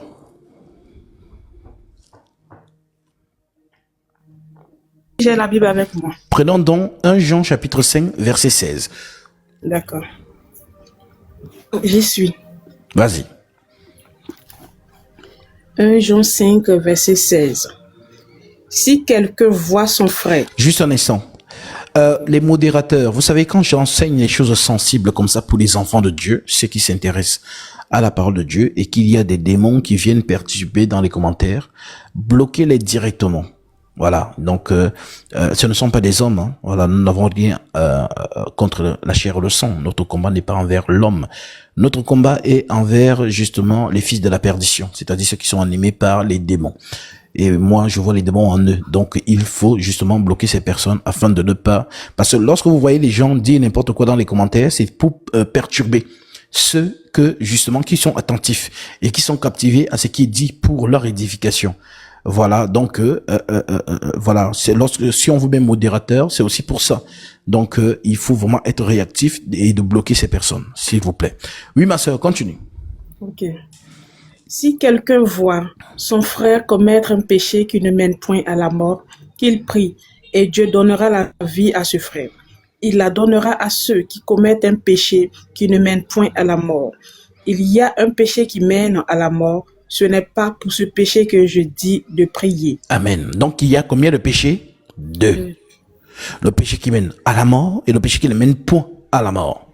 Maintenant, Jean dit donc que les chrétiens, les disciples du Christ, eux, s'ils commettent un péché, en fait, c'est un péché qui ne mène pas à la mort. Parce que le péché qui mène à la mort, c'est de ne pas croire en Jésus-Christ. Lis ce verset, lui-même il va le dire, Jean chapitre 8, verset 24. Jean 8, verset 24. Ok. C'est pourquoi je vous ai dit que vous mourrez dans vos péchés, car si vous ne croyez pas ce que je suis, vous mourrez dans vos péchés. Donc ne pas croire ce qu'est Jésus, c'est ça, la mort. Mais l'Église a cru ce qu'il est, n'est-ce pas? Alors nous ne sommes plus dans la mort, nous sommes dans la vie avec lui. Voilà donc pourquoi Paul peut nous expliquer ceci. Prends Romains chapitre 6 à partir du verset 3. Romains 6, verset 3. Ok. ignorez-vous que nous tous qui avons été baptisés en Jésus-Christ, c'est en sa mort que nous avons été baptisés.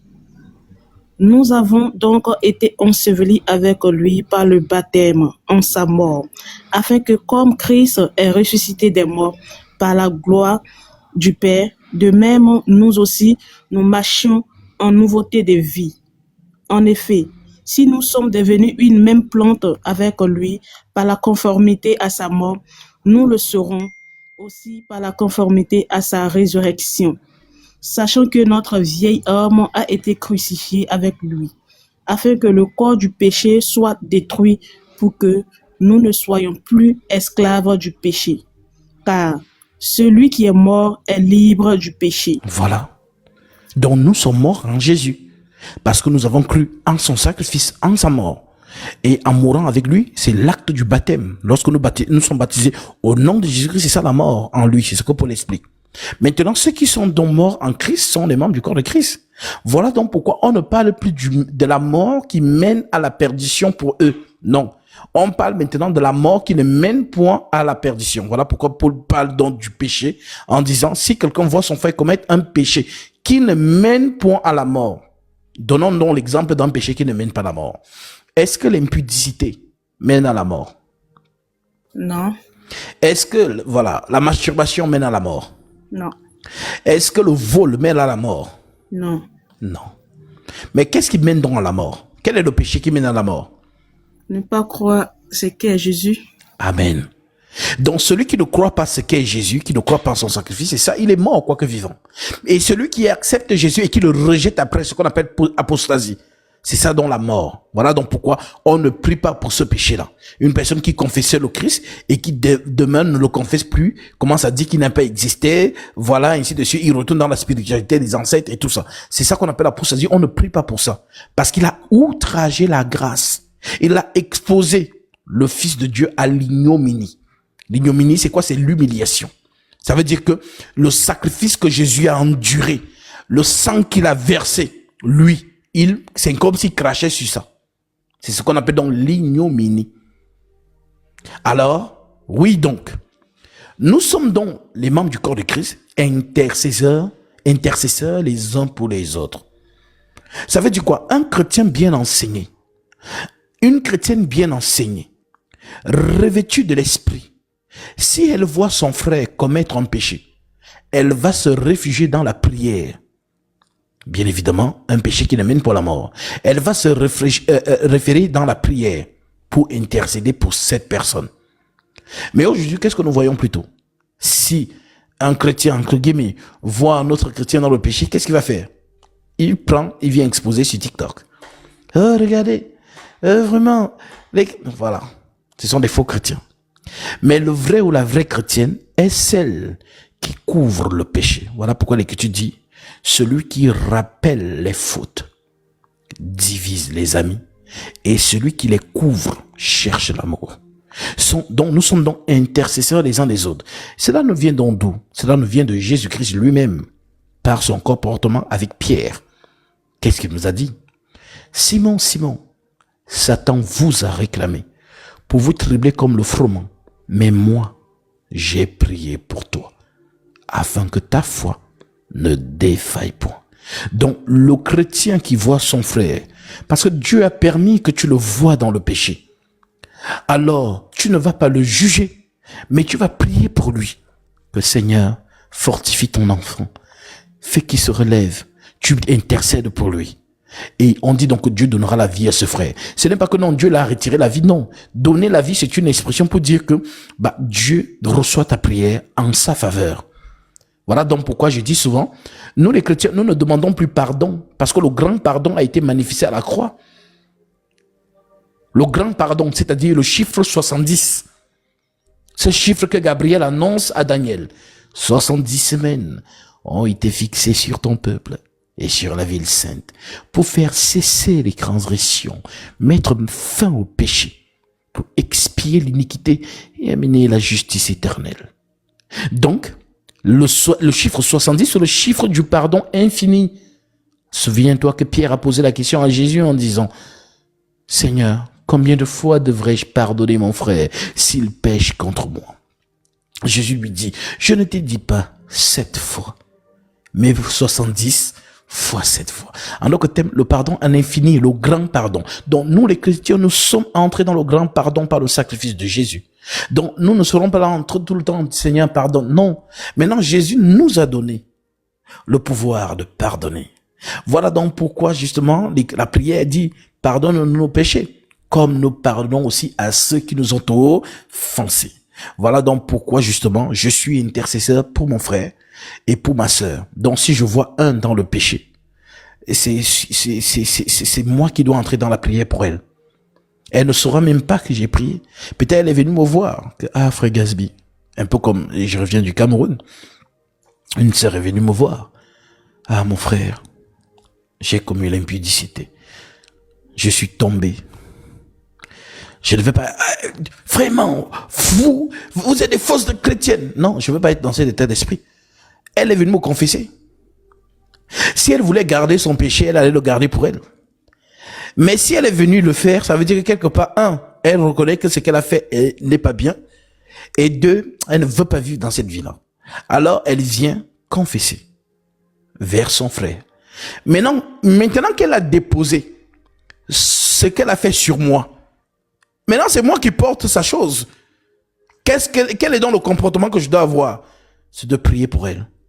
Seigneur, souviens-toi de ton sang précieux que tu as versé à la croix pour chacun de nous, afin que nous ne périssions pas, mais que nous héritions la vie éternelle. Tu as dit par le Saint-Esprit au travers Paul qu'il n'y a plus de condamnation pour ceux qui sont en Jésus-Christ. Tu intercèdes. Et ça s'arrête là. Et Jésus nous a donné. Voilà pourquoi l'Écriture dit, pardonnez-vous les uns les autres. Donc nous avons donc, c'est le pourquoi le chrétien et les chrétiennes, on confesse les péchés les uns envers les autres. Maintenant, vigilance. Parce qu'au milieu de l'église, il y a des faux frères. Il y a des fausses sœurs. Oui, l'Écriture le dit, il y a des faux frères. Alors le faux frère, tu vas peut-être aller confesser quelque chose que tu as fait. Au lieu de garder ça, lui va aller le propager. Et ça commence le téléphone arabe.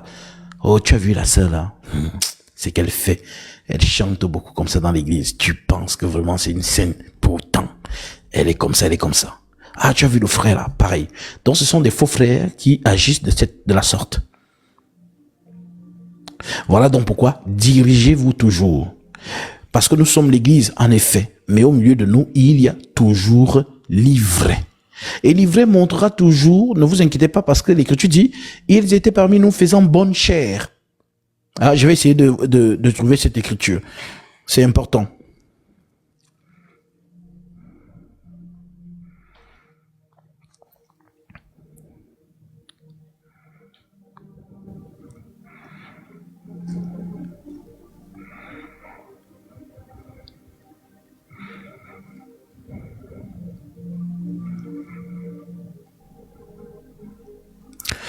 Alors, oui. Prends Jude, chapitre 1. C'est la dernière lettre. Okay. Tu peux prendre à partir du verset...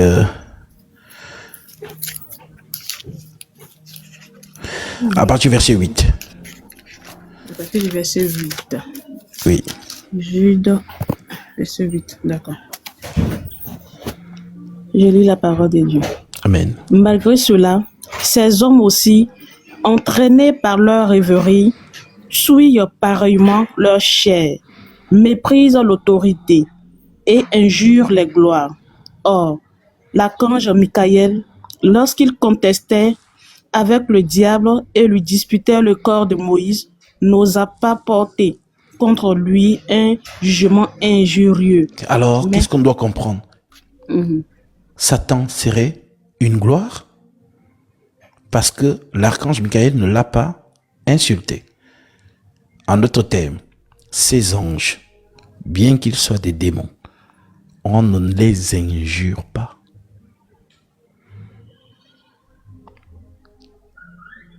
On les chasse, mais on ne les injure pas. Voilà pourquoi on prend donc exemple de l'archange Michael qui, lorsqu'il contestait avec le diable, lui disputait le corps de Moïse, n'osa pas porter contre lui un jugement injurieux. Mais il dit que le Seigneur te réprime. Alors, voilà le comportement des saints. C'était une parenthèse. Continue. Mais il dit que le Seigneur te réprime. Eux, au contraire, ils parlent d'une manière injurieuse de ce qu'ils ignorent et ils se corrompent dans ce qu'ils savent naturellement comme des brutes. Malheur à eux, car ils ont suivi la voie de Caïn. Ils se sont jetés pour un salaire dans l'égarement de Balaam. Ils se sont perdus par la révolte de Corée. Ce sont des écueils dans vos agapes, faisant impudemment bonne chère, se répaissant eux-mêmes. Ce sont des nuées sans eau, poussées par les vents des arbres d'automne, sans fruits, 2 fois morts, déracinés, des vagues furieuses de la mer, rejetant l'écume de leur impureté, des astres errants, auxquels l'obscurité des ténèbres est réservée pour l'éternité. C'est dans ça, les fils de la perdition dans l'église. Voilà pourquoi quand on parle de bonne chair, la bonne chair c'est quoi? C'est quand ils sont là, ils sont comme pieux. Ils sont même zélés. Mais le jour où tu entends qu'il a fait ça, une chose, vraiment une ignominie, à ce moment-là, tu es choqué. Mais comment? Donc, voilà pourquoi Paul dit ôtez le méchant du milieu de vous. Ça veut dire que pendant le temps qu'ils font bonne chère, ne vous inquiétez pas. Leurs œuvres avec le temps seront manifestes. En d'autres termes, il fera quelque chose qui va montrer sa nature.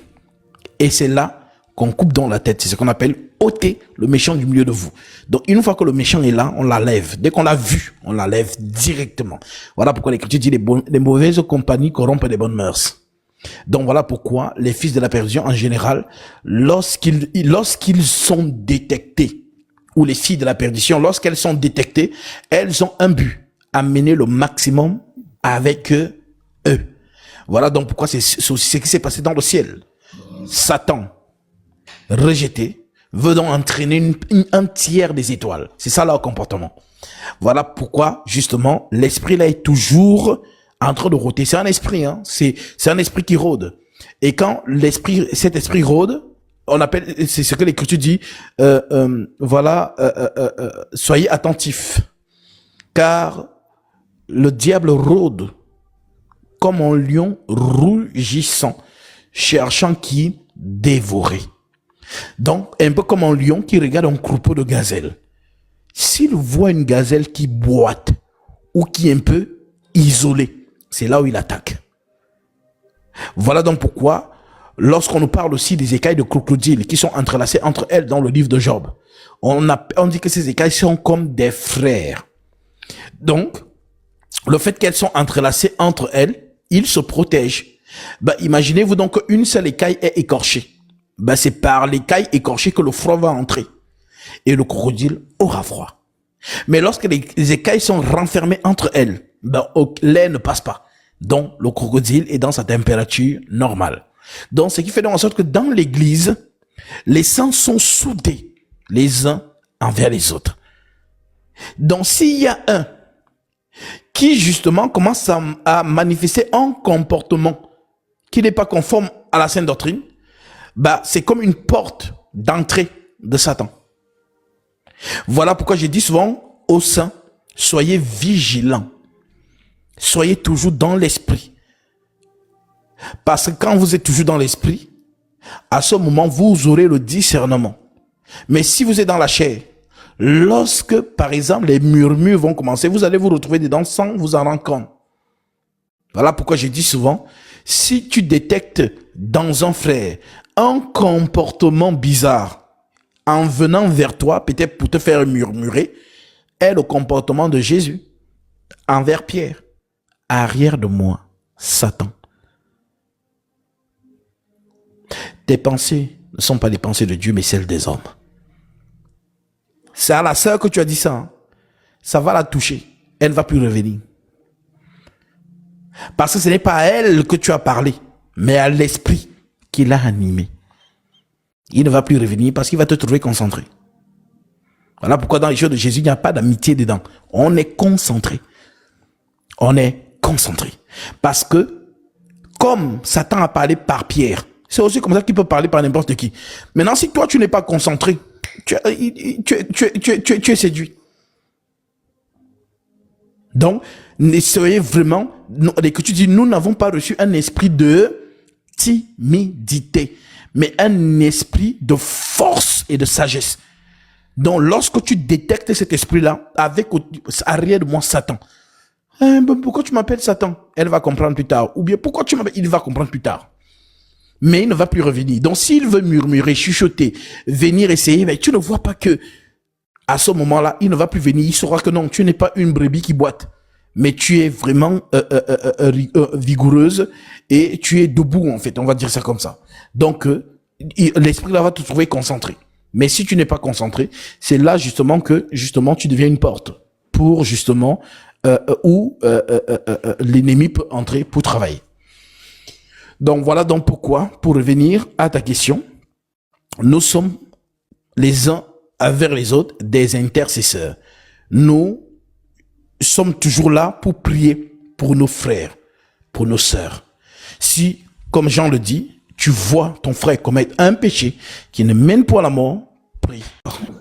Oui, j'ai une question. Je voulais avoir votre explication là-dessus, s'il vous plaît. Oui. Dans le livre de Job, chapitre 1er, nous voyons la conversation de Dieu avec avec Satan. Quand Dieu lui demande d'où il vient et lui dit s'il a vu son serviteur Job. Et Dieu présente Job et ses œuvres, que c'est un homme intègre et qu'un Dieu. Et Satan dira que ce n'est pas d'une manière désintéressée qu'il est obéissant à toi ou qu'il est intègre, mais c'est parce que tu l'as entouré d'une protection, lui, sa famille et ses biens. Alors ma question est que comment est-ce que dans la nouvelle alliance, nous profitons de cette même bannière, de cette même bouclier au-dessus de nous, cette parapluie divine, cette protection divine en Jésus? Alors, c'est une bonne question. Le prophète Job, par sa vie, nous recevons une instruction profonde.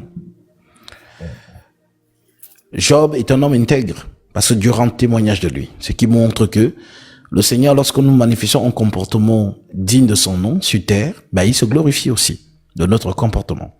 Donc, voilà donc pourquoi Satan errant sur la terre, il remonte justement lors du conseil des enfants de Dieu. Et Dieu lui dit, voilà, as-tu remarqué, mon serviteur, il n'y a personne comme lui sur la terre, c'est un homme intègre, juste, et ainsi de suite. Maintenant, Satan lui dit, est-ce que c'est d'une manière désintéressée? Ne l'as-tu pas béni? Oui, Dieu a rendu Job prospère.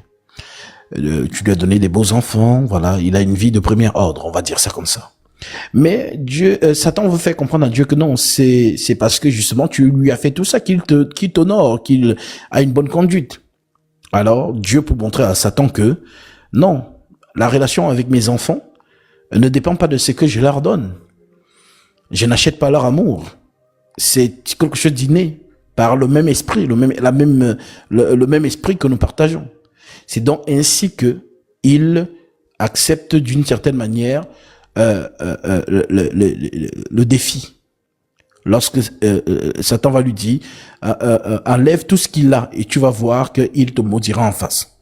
Alors Dieu dit ok, fais tout ce que tu as dit, mais voilà, ne touche pas justement à son âme. Satan descend, mais nous n'allons pas le voir, c'est un esprit, mais il va entrer dans des éléments. On parle par exemple du vent, le feu de Dieu est tombé du ciel et a embrasé voilà les brebis. Je me suis enfui moi seul pour t'en apporter la nouvelle. voilà, le vent est venu de l'Orient et a frappé sur les 4 murs de la maison où il y avait les jeunes gens et justement, ils sont tous morts. Donc nous voyons qu'il agit par les éléments de la nature, il agit aussi par des hommes, c'est-à-dire que quelqu'un peut avoir le couteau, il vient de pique, pourtant c'est lui qui l'a fait. Donc il commence à d'une certaine manière, à enlever toute la richesse de Job. Et à la fin, qu'est-ce que nous voyons? La fin nous intéresse, si je prends le verset 20. Alors Job se leva, déchira son manteau et se rasa la tête. Puis se jetant par terre, il se prosterna et dit, je suis sorti nu du sein de ma mère. Nu, je retournerai dans le sein de la terre. L'Éternel a donné, l'Éternel a ôté, que le nom de l'Éternel soit béni. En tout cela, Job ne pécha point. Il n'attribua rien d'injuste à Dieu. Donc, Job, par son comportement, a confondu Satan. Maintenant, c'est ça qu'on retrouve dans l'épître de 1 Timothée 6, lorsque Paul dit, nous n'avons rien apporté sur la terre, il est évident que nous n'en pouvons rien emporter. Mais ceux qui veulent s'enrichir tombent dans la tentation et dans les pièges et par des désirs insensés et pernicieux qui plongent les gens dans la ruine et la perdition, car l'amour de l'argent est une racine de tous les maux et quelques-uns en étant possédés se sont égarés loin de la foi et se sont justement eux-mêmes lancés dans bien des tourments. Donc, nous voyons ici que si nous avons une vie de premier ordre, gloire à Dieu. Mais si nous n'avons pas une vie de premier ordre, gloire à Dieu aussi. Donc, nos relations avec le Seigneur ne dépendent pas de ce que nous avons, mon frère. Voilà pourquoi les faux hommes de Dieu se sont servis de ces choses pour dire aux gens, viens à Jésus, tu auras ceci, viens à Jésus, tu auras cela.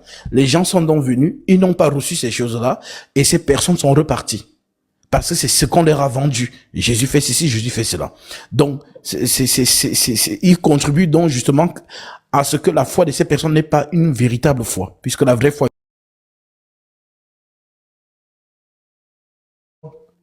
la première chose. Maintenant, nous donc, dans notre vie de chaque jour, est-ce qu'il y a quelque chose qu'il faut faire pour être comme Job? Bah oui. Dans notre vie de chaque jour, le Seigneur a instauré le schéma de la bénédiction dans son église. L'apôtre Jacques dit par exemple, vous priez et vous ne recevez pas parce que vous priez mal. Aujourd'hui, le chrétien, ne reconnaît pas Jésus-Christ en l'homme de Dieu.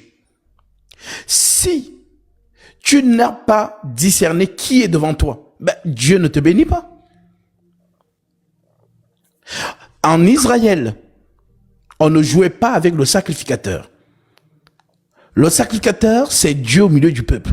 En d'autres termes, le serviteur de Dieu, Dieu nous guide, Dieu nous parle par le sacrificateur. Voilà pourquoi il est écrit dans Malachie 2,7, c'est à la bouche du sacrificateur qu'on demande la science, car il est un envoyé de l'Éternel des armées.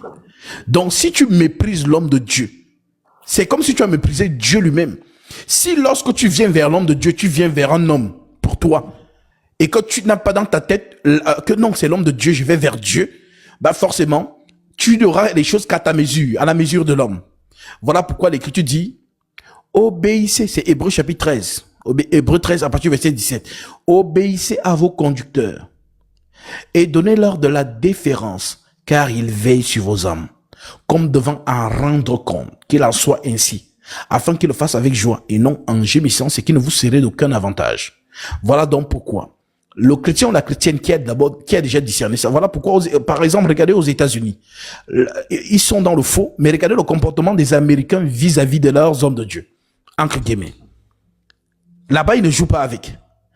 Que ce soit au Nigeria ou au Ghana, je peux même dire que les pays anglo-saxons en général ne jouent pas avec ces choses. Mais c'est dans la francophonie qu'on peut voir une légèreté. Donc, parce que le peuple ne sait pas ce que veut dire réellement l'homme de Dieu. Donc, la foi que tu mets, pas à lui, mais au manteau qu'il porte. Parce que Jésus a dit, dans Matthieu 10, c'est son discours, hein, je vais lire ça. Matthieu chapitre 10. Nous sommes au verset 30. Je prends le verset 40. Jésus dit ceci. Celui qui vous reçoit, me reçoit. Ce sont les discours du maître. Il envoie ses disciples et il leur dit, celui qui vous reçoit, me reçoit. Et celui qui me reçoit, reçoit celui qui m'a envoyé. Donc, quiconque reçoit Jésus, reçoit Dieu. Quiconque reçoit l'envoyé de Jésus, reçoit Jésus. C'est ça en fait. Et le chrétien ou la chrétienne qui n'a pas logé ça, bah, en fait, tu n'es pas béni par ignorance. Parce qu'il faut être bien enseigné sur ces choses-là. Tu n'es pas béni par ignorance. Parce qu'aujourd'hui, ce n'est plus la bénédiction que Dieu ne bénit plus par la dîme. Dans la loi, c'est ce qu'il faisait. Tu payes ta dîme, ta récolte est abondante. Tu ne payes pas ta dîme, ta récolte est moins abondante.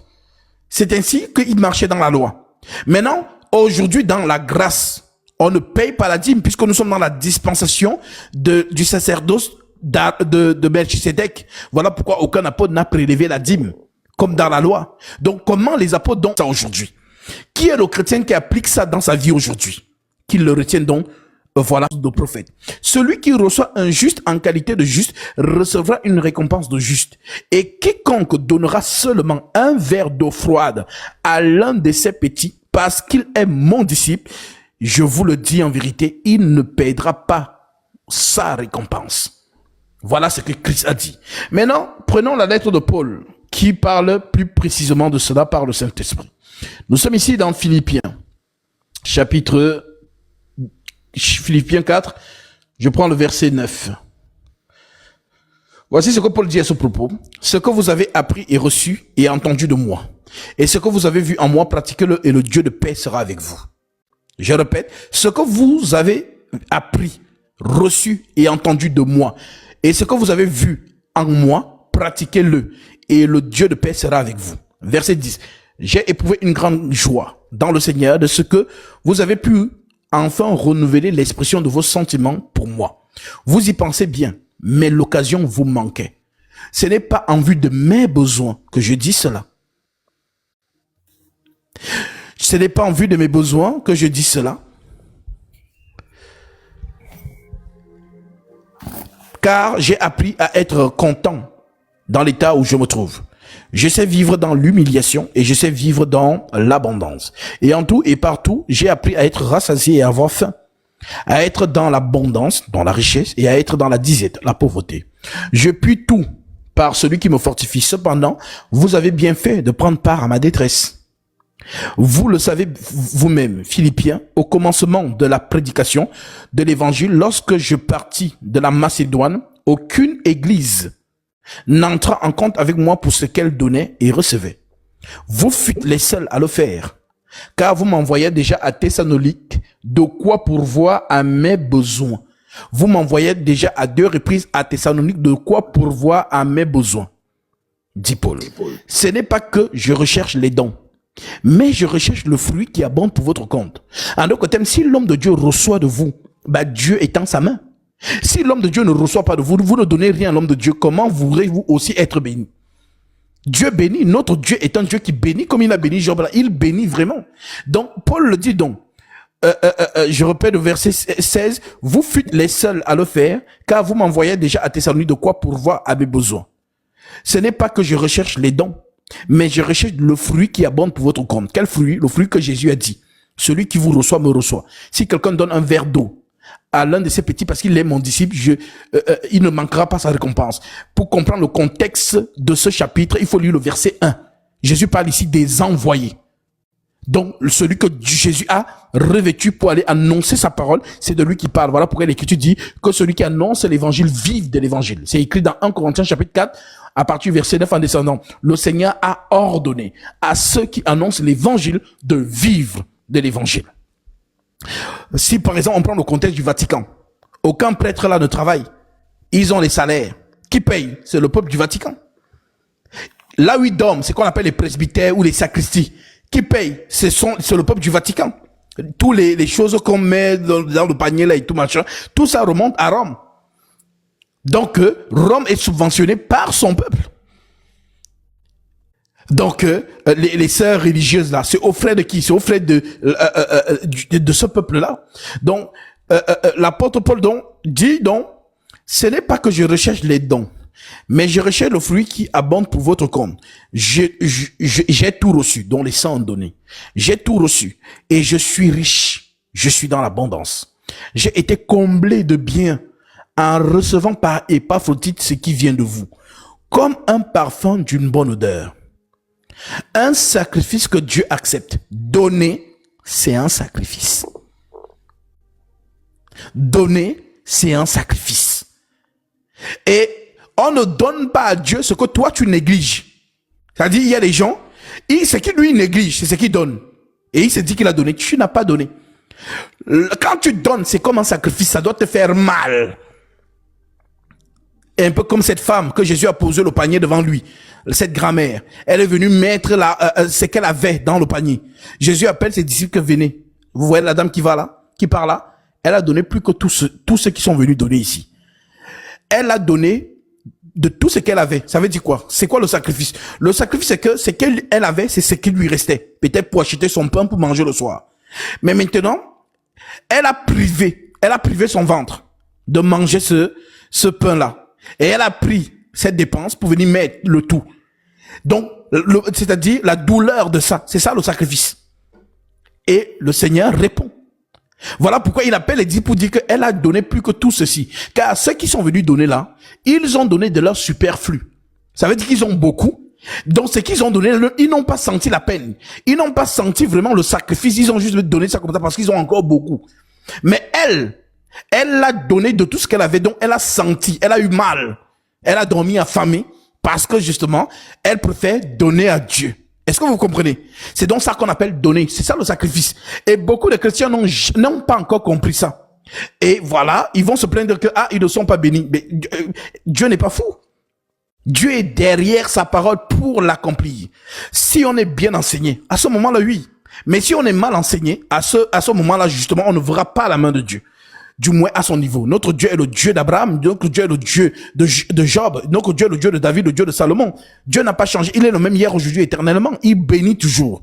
Alors oui, ce n'est pas que je recherche les dons, mais je recherche le fruit qui abonde pour votre compte. J'ai tout reçu et je suis dans l'abondance. J'ai été comblé de bien en recevant par Épaphrodite ce qui vient de vous, comme un parfum d'homme d'une bonne odeur.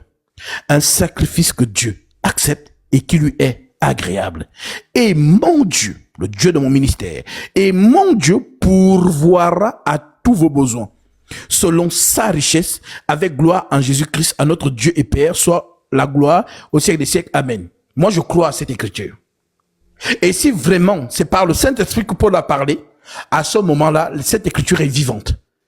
Donc, voilà pourquoi, justement, beaucoup, c'est-à-dire que ils n'ont pas encore compris là, ce qu'on appelle le donner.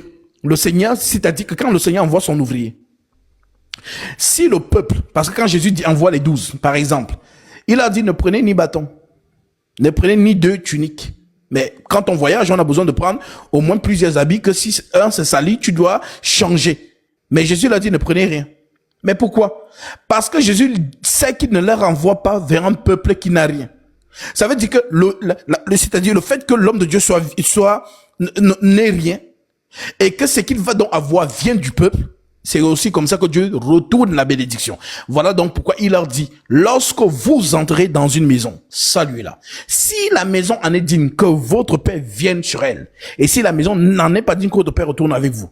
En d'autres termes, l'homme de Dieu a la capacité, le bagage de bénir, parce qu'il a reçu quelque chose d'un enfant de Dieu.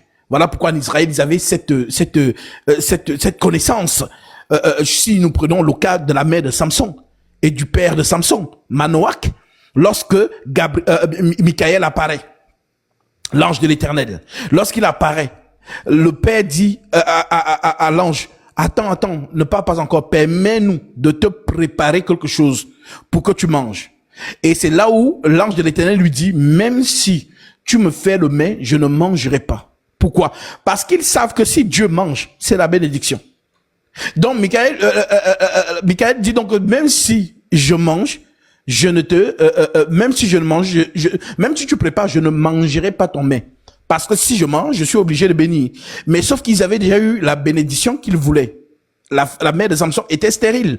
Elle ne pouvait pas enfanter. Mais justement, elle a pu avoir grâce d'enfanter. Donc c'était ça la bénédiction. Voilà pourquoi il leur a dit, si vous voulez faire un don, faites-le à l'Éternel. Et c'est comme ça qu'ils ont donc maintenant mis l'offrande sur l'autel et le feu est monté. Et quand le feu monte, Michael monte donc dans ce feu-là et part. Et là maintenant Manoach dit à sa femme, nous allons mourir car nous avons vu Dieu face à face. Et sa femme lui dit non, si Dieu voulait nous faire mourir, il n'aurait pas pris notre offrande. Donc en Israël, ils le savent. C'est une parole. Voilà, celui qui reçoit un prophète en qualité de prophète recevra une mémoire de prophète. Donc aujourd'hui, beaucoup de chrétiens, soit ils sont mal enseignés, soit alors on ne leur a pas dit toutes ces choses. Voilà pourquoi ils sont comme, je ne sais pas, comme si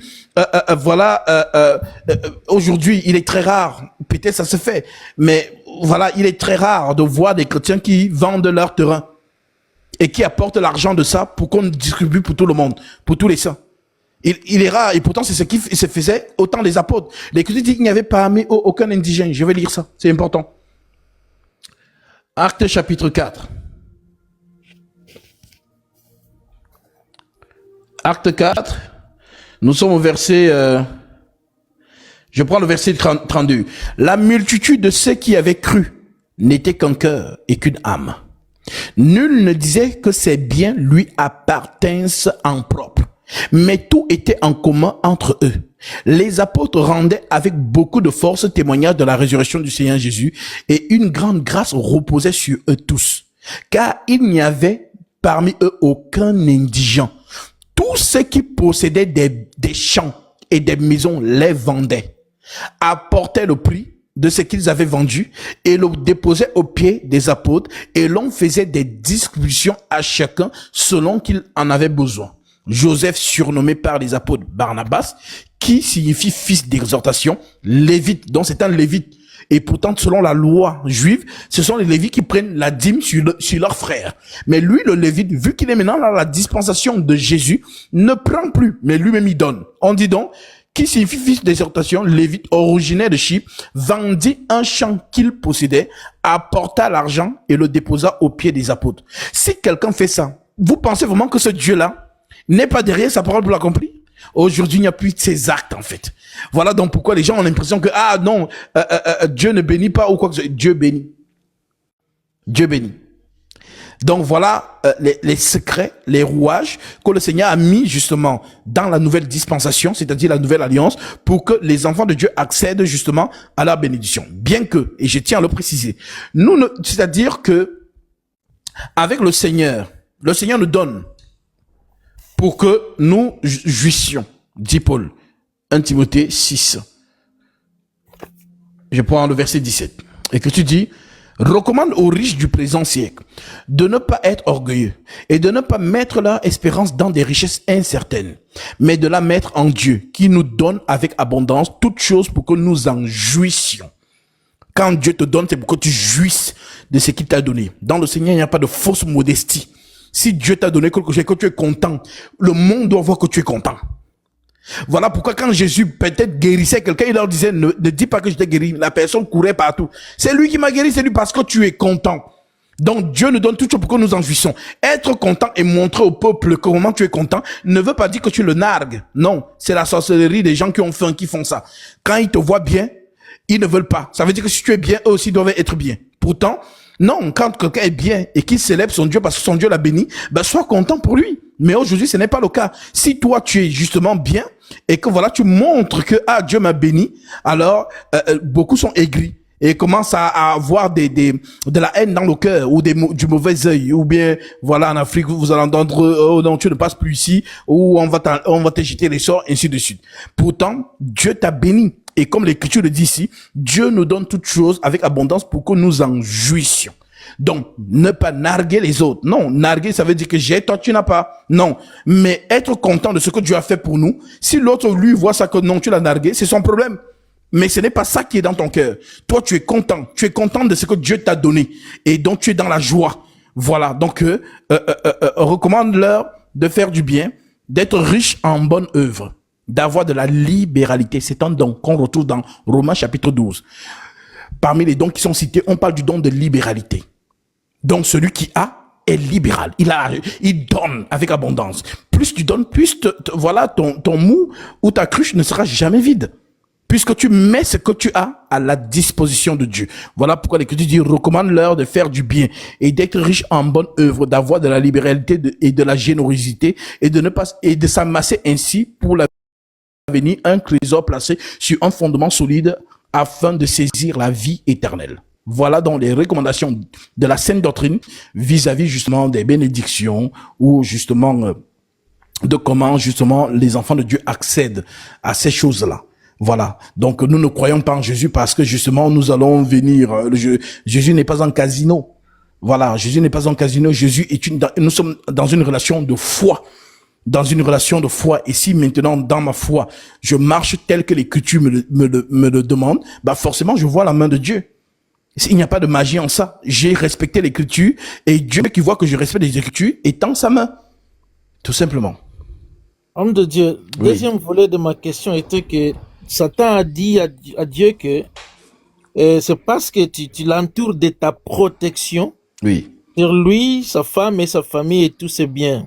Alors, comment est-ce que Dieu nous protège de la même manière en Jésus aujourd'hui? Mais parce que le Seigneur dit, l'ange de l'Éternel campe autour de tous ceux qui le craignent. Donc, le fait que je suis en Jésus-Christ, je n'ai pas peur. C'est ma confiance en lui. Je prends l'exemple de Shadrach, Meshach et Abednego dans Daniel chapitre 3. Lorsque Nebuchadnezzar les a menacés de les jeter dans la fournaise ardente, ils n'ont pas montré de la panique. Mais ils ont dit que leur Dieu peut les sauver de la fournaise ardente. Alors Nebuchadnezzar les a jetés. Mais ils n'ont pas dit à Nebuchadnezzar, on rigolait, on blaguait. Non, ressors-nous. Ils sont restés sereins. C'est ainsi qu'on dit qu'un quatrième homme apparaît.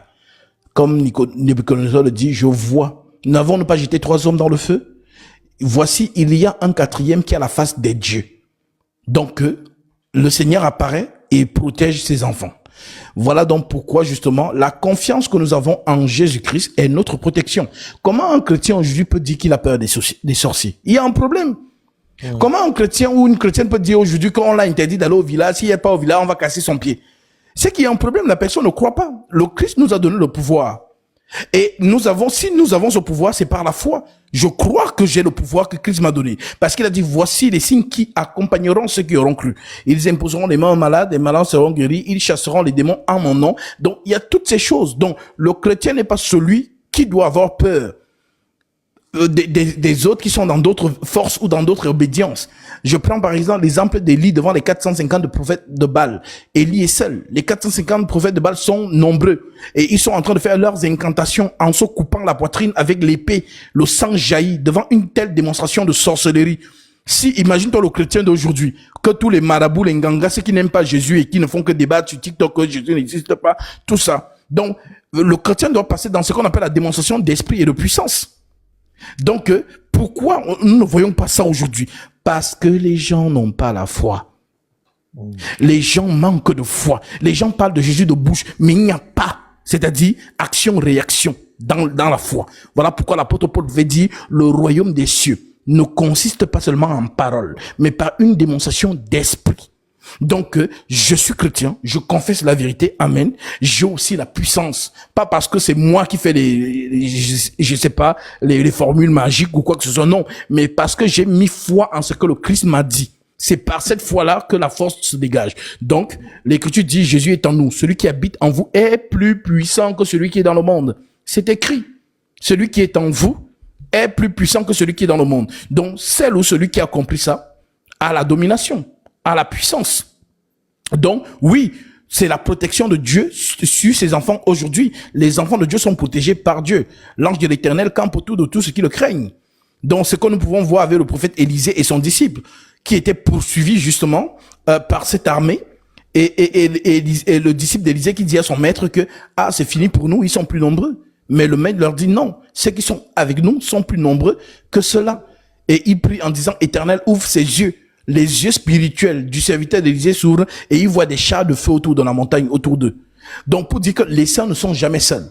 Même lorsque nous venons à l'assemblée des saints, au rassemblement des saints, il y a beaucoup qui viennent comme ça, ils se disent qu'ils sont seuls et pourtant pas du tout. Les anges sont là, l'armée céleste est là, communie avec nous, puisque nous sommes rassemblés au nom de leur maître. Nous sommes rassemblés au nom de leur roi, comme lui-même il a dit, si deux se réunissent en mon nom, je suis au milieu. Si deux ou trois se réunissent, je suis au milieu d'eux. Nous ne sommes jamais seuls. Et ça, ce sont les actes de foi. Je crois que je suis là, dans la communion fraternelle, dans la prière, dans la fraction du pain, et que je ne suis pas seul. Le royaume des cieux est avec moi.